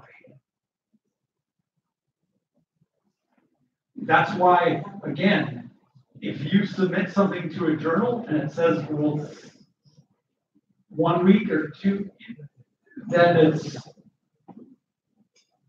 it's not a real journal. It takes a lot of time, and one of the reasons is because they do get an originality report from this.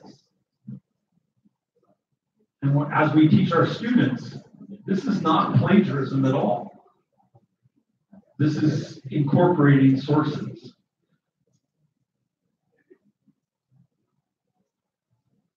Where it's real plagiarism is where you give your opinion, but you don't cite your sources, and it isn't original thought. That's truly plagiarism. And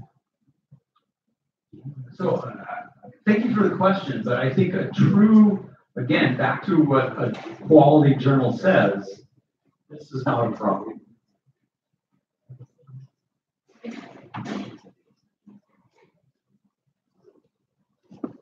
I will continue presentation. How if we cite from different language?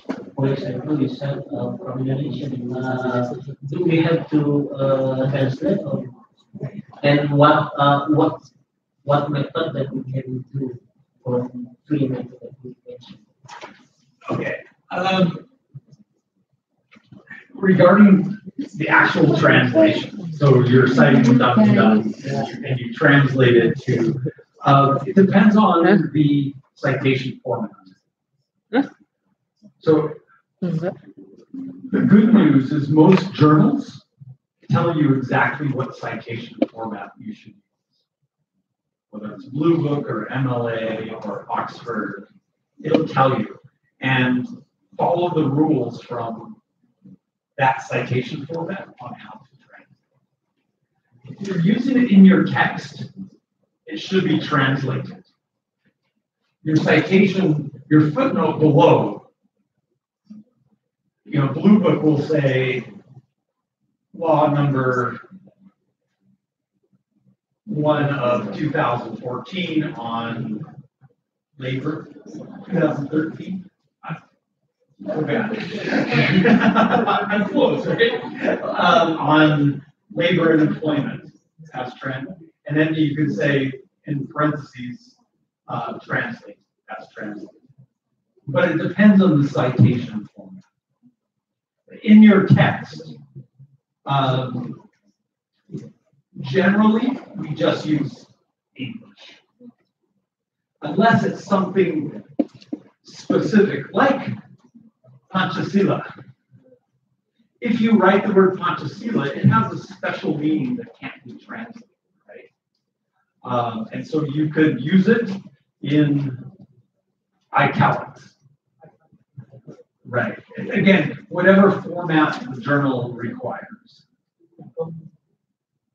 From a book, from whatever, generally everything should be translated unless it's a special word. Bahasa Latin,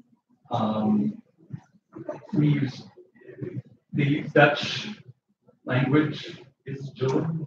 I still don't know what that means, but some certain special language, and then explain what it means. But if you quote, it should be translated, and then textually, and then in your citation, depending on the format, you indicate that it was translated from that.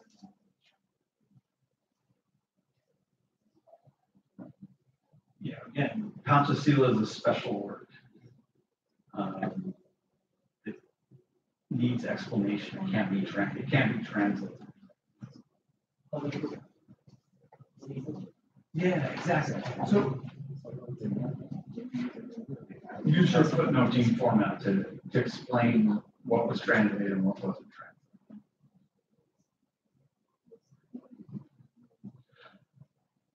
Okay.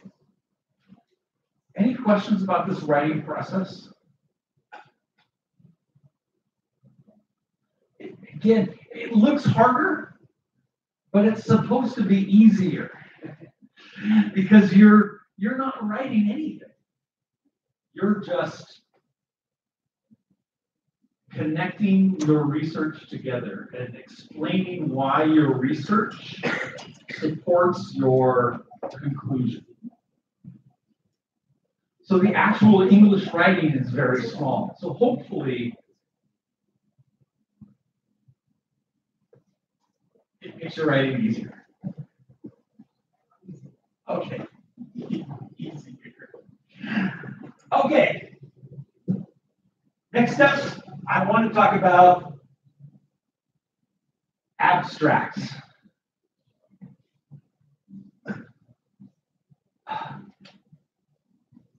By the way, many journals have rules about your abstract. How long or short it must be, what the abstract must contain. What is the purpose of an abstract? Why do we write an abstract?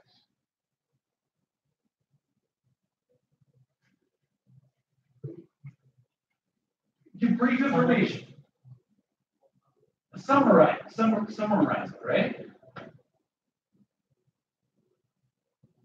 Okay. I think there's one more purpose. It's your sales pitch.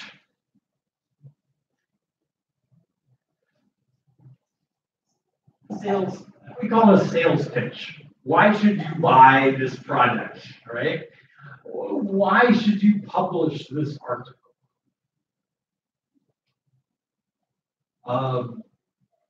And most sales pitches are short. So my suggestion, your sales pitch, how is your research different?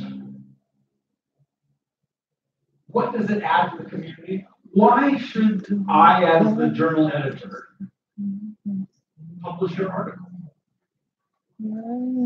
That should be contained in that should be, it should be clear from your abstract, all those things.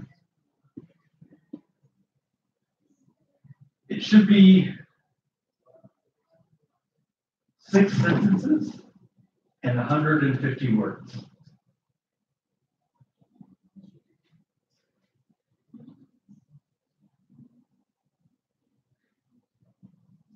Nobody wants to, I have a typo. Nobody wants to correct me? What? 6 sentences. Sentence ends. Plural. Okay. Now you don't trust me anymore because I made a typo on my PowerPoint. Forget the next section on editing and proofreading because I failed.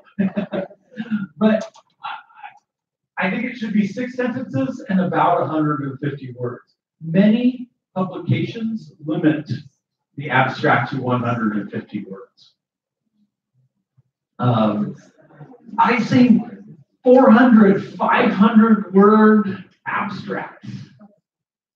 Like the abstract is 2 pages.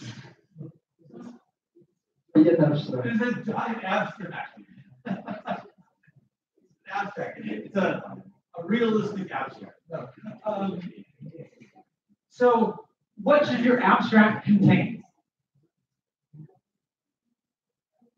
How are you talking? The purpose. What do you mean?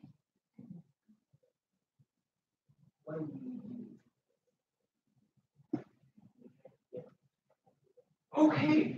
Yeah, maybe I call it the problem, right? The problem formulation, the purpose. Why are we writing this article? Okay, what else? The conclusion. Your conclusion should be in your abstract. I don't want to write on that wall. I was going to write there. Oh, okay, no, it's fine. I have a list of things before I start writing on the walls. So we have the reason, the problem, the conclusion. What else? The methodology. Okay. That's 3. 3 more.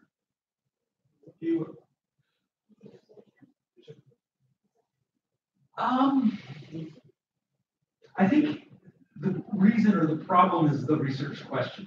The keywords are separate. Well, the findings and conclusion.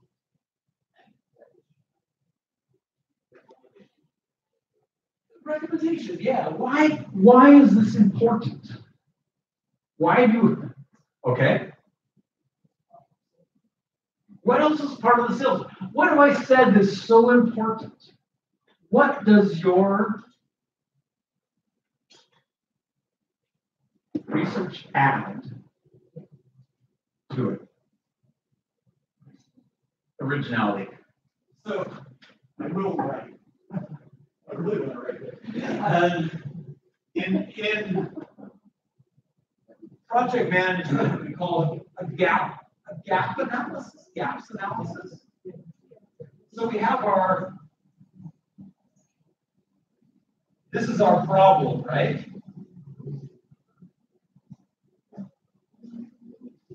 And this is the literature. And so we want to explain how we're going to bridge that gap. This is the most important part of getting your article published. What's the difference between to solve the problem? We can't, the problem has not been solved. Your research question has not been answered. If it has been answered, why are you doing this?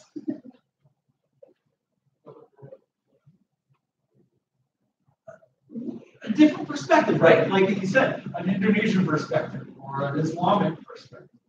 We've analyzed it from the secular perspective. Now we need to analyze it from an Islamic perspective. You need to explain that, how you are filling the gap. So for example,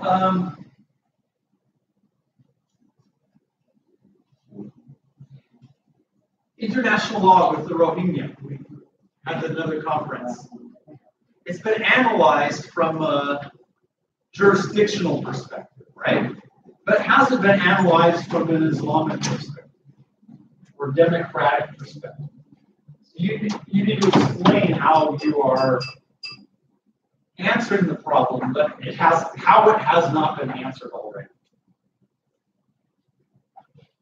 Okay, That's 5. One more is just a little, the first sentence. What's the topic? One sentence of introduction, right? What are we talking about? this is not maybe before. Okay. So an abstract introduction. What is the topic? State the problem. Summarize why nobody else has, or how nobody else has adequately answered this problem. Whether it's a different perspective, whether it's just incomplete. How did you address your research? How did you address the research question? Your methodology for it? And then the impact. Why your research is important. Why do we care? But honestly, I think the most important one is why this gap here between the literature and the problem. That I think is most important. And I was bored, so I added to my PowerPoint one sentence. One sentence. 6 sentences. Yeah, I was bored with my PowerPoint, so I added the animation. I think it's very important to also keep it very short and concise. It's not the history of your research. It's not your personal story. It's not why you want to be published. And actually, most of the abstracts I've read that are very long contain all this information. They just contain a lot of extra information, too. It's mostly delete. You do the red line, show markup. There's a lot of red in abstracts because it's mostly deleting information that's not necessary. But I think this is the best format for an abstract. Because in reality, if I don't get this information, I might not even read the rest of it. If you submit an article and you can't answer these questions in your abstract, or your abstract is at the sifat abstract. I can't understand it. It's not really then I might not even read the rest of the paper.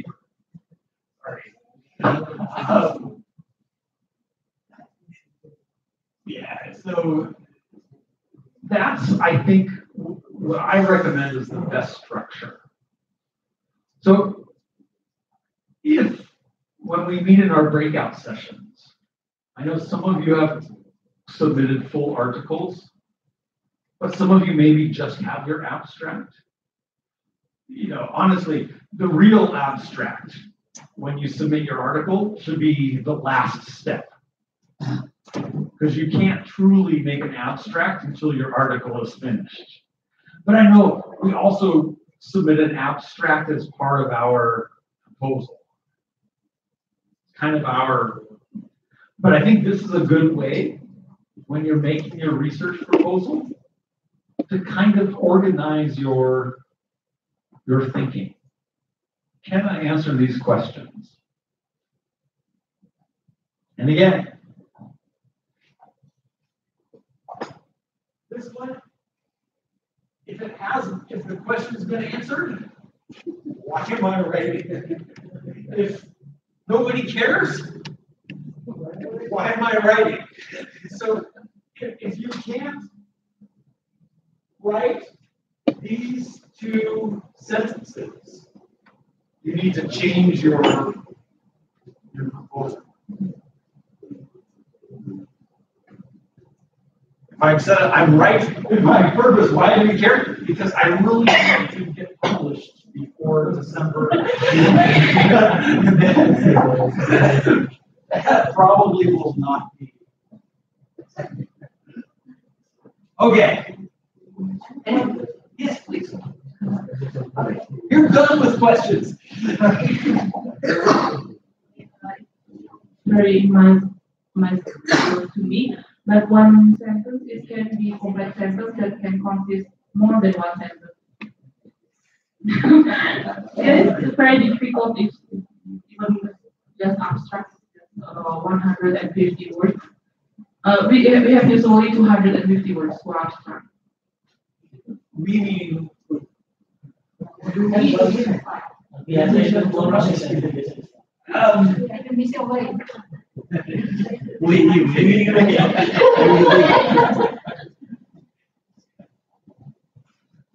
well, first of all, two things. Some journals will tell you. So, of course, the most important thing is read the journal instructions. So a lot of journals will tell you exactly the limit of the abstract. And don't, it's not the Indonesian perspective to write 100 more words than they require. So, you know, the easy answer is follow the instructions, the guidelines. They say use Blue Book format, use Blue Book format. They say 150 words, 150 words.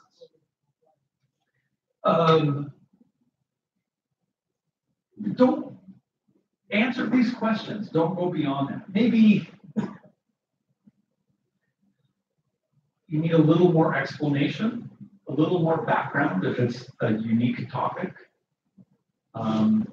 But you could, I think you could answer all these questions in 150 words. If you write 6 complete, maybe they're complex, compound sentences.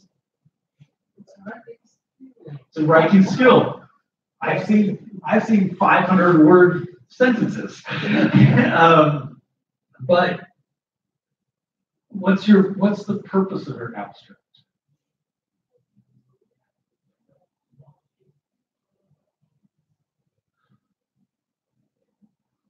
What's the purpose of your abstract? You want to show them why your problem.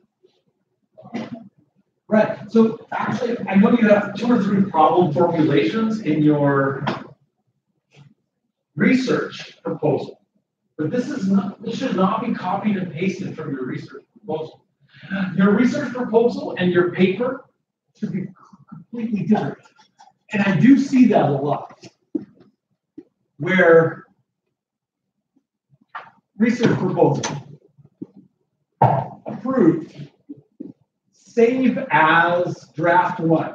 Right? So my research proposal is now international article version 1. Save as. No, because you end up then with a lot of extra things. And the problem formulation is different than the problem you're trying to answer. Research, yeah, you may have 5 or 6 research questions that make up your problem formulation, but this should be a summary of that, not one sentence.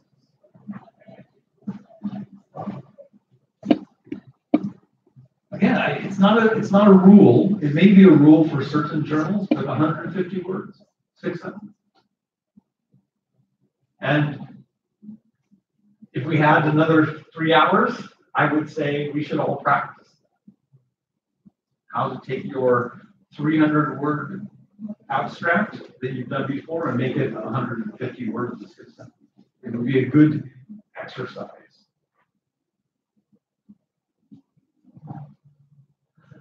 But you don't want homework. This is about how about title? Is there any different style from international, between international style and international style? I think title is one of the most important that we have to practice. Is there any rule to write title? I think that's a really good question. People whose journals I've helped with, yeah, we spent 3 hours just trying to make the title. Yeah, your title should reflect why it's different, why it's important. It should not just be a description. It should, I think the title should incorporate this.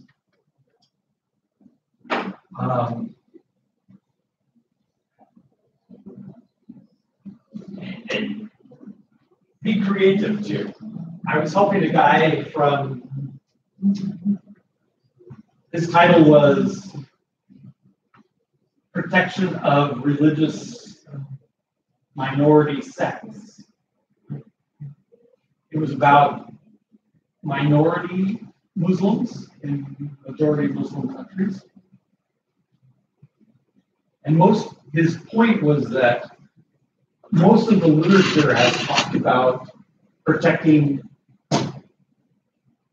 Christians in the majority Muslim countries, not talking about protecting Shia versus Sunni Muslims. And so we renamed it the Forgotten Minority, to give it a little bit of appeal. And again, why do we care? Because it's been forgotten. So the title is important. You're right, it's very important. And it should reflect the why do we care.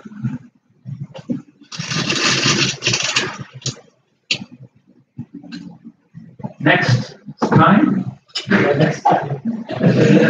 But it's also a good thing, when we review, when you're getting feedback from your peers, does the title reflect why should we care? Feedback, and of course, and redundant. You don't want it to be redundant, etc. But that's a great question. I didn't address that tonight. But the title is important. Keywords, probably not really important. It was important when you read every journal. You went to the library and you pulled out the books and you looked at the keywords. Now we have so many search algorithms. It's probably not as important. Okay. Any other questions?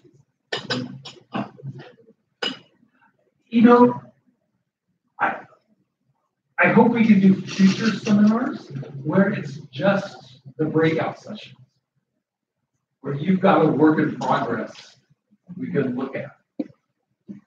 rather than a group discussion, I think we're going to do this later this evening. We're going to look at some articles. Even if you don't have an article that you submitted, I think you should come to the breakout session. So you can see how you can apply this to a particular article. And one last thing.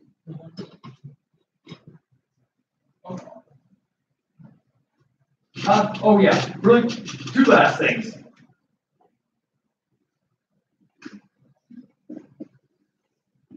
Legal journals, I talked about empirical versus normative. For truly legal journals, although it is interdisciplinary, it's mostly normative.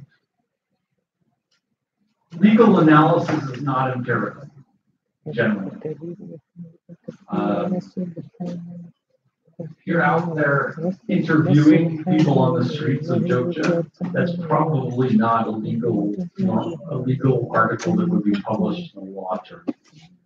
That would be more sociological or economic. Citation formats specific to each journal. I know Blue Book. That's what American journals are all about. But just understand the journal's requirements and, of course, follow them. Okay. I know you're tired. Dinner's waiting for us. Real quickly, the difference between editing, proofreading, writing. By the way, Inago, that new service, we get a 10% discount on it. So if you want your journal edited, it's only 100 million rupees. We get a 10%. No, it's only 90 million rupees. It's very expensive, but it's different depending on editing, proofreading, and writing. What's editing? Sorry, I should change this. It should be proofreading, editing, and writing. Proofreading?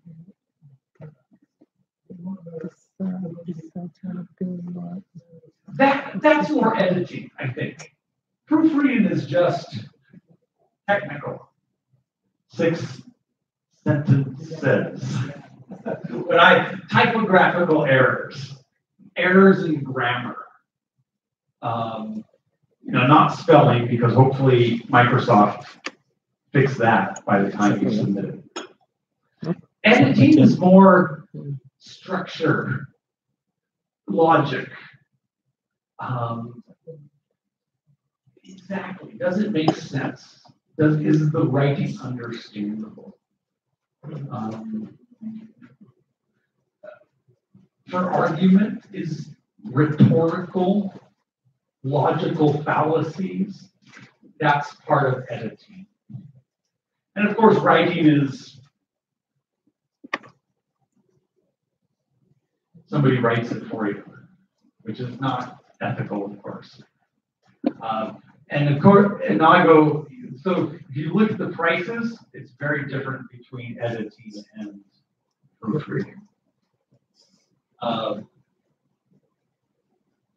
So proofreading is grammar, punctuation, spelling. Editing is the research output, is the structure of the article. Is it an effective argument? Again, rhetorical devices. Do you use logic? Do you use logical fallacies? Straw man, list of logical fallacies. Again, language and tone. The title is more editing than proofreading. To say, is your abstract helpful in getting it published? That's editing and not proofreading. But let's do a little proofreading exercise.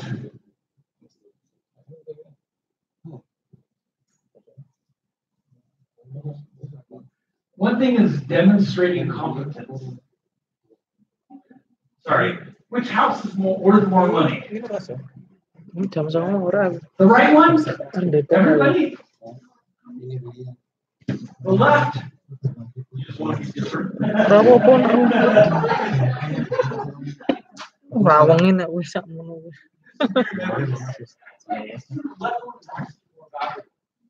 But it's been presented in a bad way, right? So,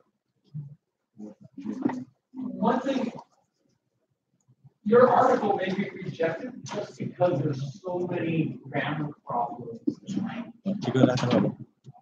I've read articles like, oh my gosh. Wingi sono sak usung sih.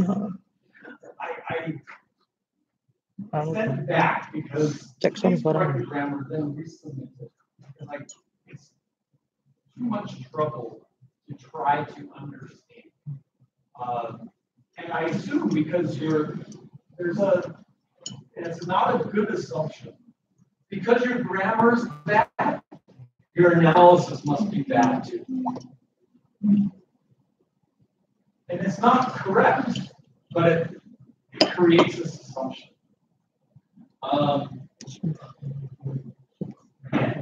Avoid ambiguity. Contractor will install a loading dock with a sloped ramp on the side, and it will be 18 feet long. What will be 18 feet long? Sorry, feet. American.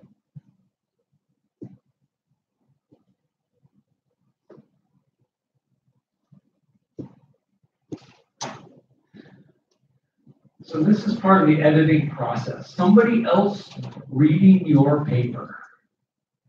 It doesn't have to be a native English speaker. It just has to be somebody else who says, I understand. We don't know, right? We call this a dangling modifier. What is it? We don't know. It could be the loading dock. It could be the ramp. Just an example of how we want to make our language more precise. Okay. I know you want to go to dinner. So we're going to skip the rest.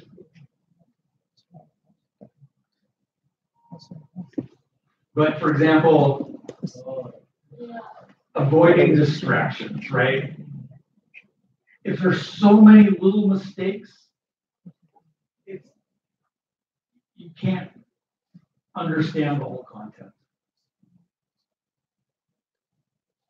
Okay. So that's all I have for tonight. I would like to talk more about titles, and I hope to work more with you one-on-one. So again, don't be frustrated. It's not impossible.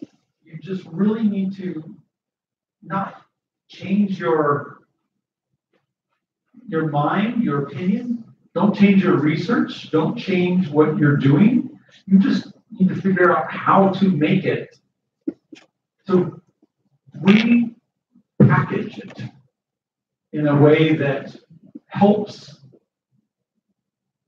the journal that you are submitting it to. Okay, so any other questions? Baik Ibu Bapak, mungkin kalau ada pertanyaan terakhir, tinggal 10 menit lagi. Yeah. Oh yeah, you would like to ask the example for the abstract, which contains 6 sentences, as you explained. But just yeah. You can share the I'll share some of the material because it'll take me longer to find one.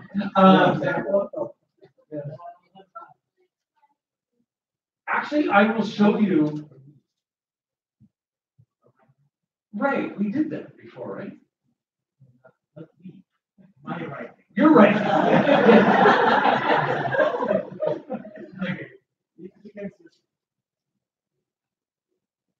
You're all wants to get the example. Yeah. They need an example, the abstract with only 6 sentences and why not? Well, let me show you, if I can, an example of where it was really long and I reduced it to 6 sentences. You can see the red line. Remember, just like your students, would you like to go home or would you like to ask questions? Now, I feel the same. Would you like to have dinner or would you like to ask more questions?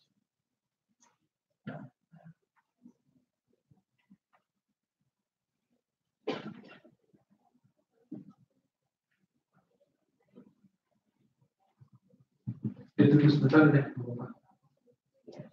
Ini ada pertanyaan yang pertama harus ini jadi harus.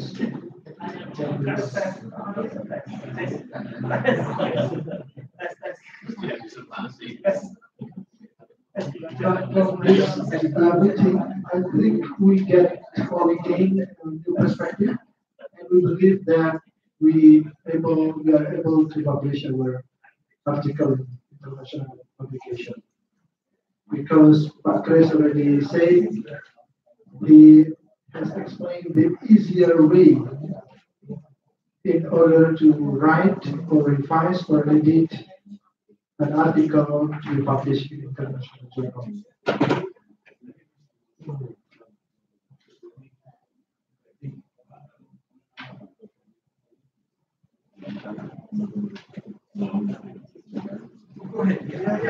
Ada sedikit pengumuman dari Pak Dodi.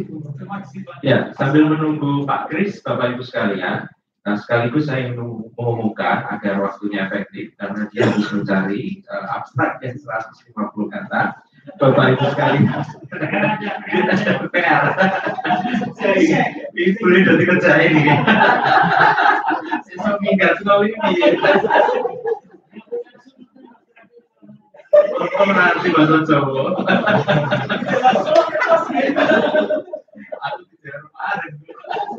Oke, Bapak Ibu sekalian yang saya hormati, jadi nanti sore, nanti setelah maghrib, nanti malam, sekitar kita akan mulai pukul 7 malam ya Bapak Ibu sekalian.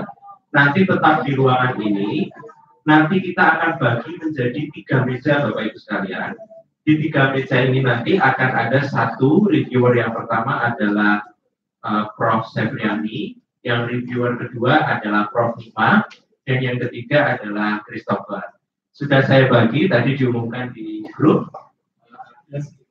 paper, hanya karena Pak Ari dan Pak Farid sudah perjalanan pulang, jadi tadi tulisan Mas Jamal, tulisan Mbak Dian Gus, tulisannya Bu Artini, Pak Nandan, itu sudah di review tadi lebih dahulu di luar di Selasar, dan untuk yang lain mungkin nanti bisa setelah jam 7 malam. Nanti mohon maaf Bapak Ibu sekalian, karena nanti mejanya mau disetting, mohon berkenan laptop Bapak Ibu sekalian, kabel dan lain sebagainya bisa dimasukkan ke tas, dipinggirkan saja. Dipinggirkan saja, terus nanti akan kita setting menjadi 3 meja. Nah, nanti Bapak Ibu sekalian silakan dipilih. Hanya karena tulisan yang lengkap itu sudah ada 10, sedangkan peserta kita ada 25 dan yang mendaftar 21, maka yang 11 tulisan, yang 11 abstrak dan pendahuluan ini akan saya bagi. Bapak Ibu sekalian nanti bisa memilih mau di meja mana, mau konsul seperti apa. Jadi nanti tidak terbatas hanya tulisan yang sudah selesai. Bapak Ibu pun juga mendiskusikan apakah tulisan abstrak dan title yang seperti ini sudah kompatibel dengan apa yang tadi dijelaskan oleh para reviewer. Saya bagi satu persatu. Pak Syarif Hidayat.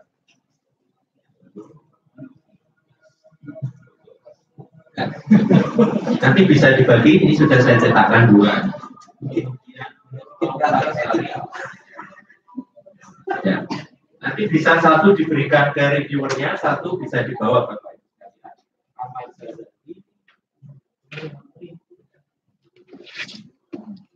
Dan Armiasari, Ayu Atika,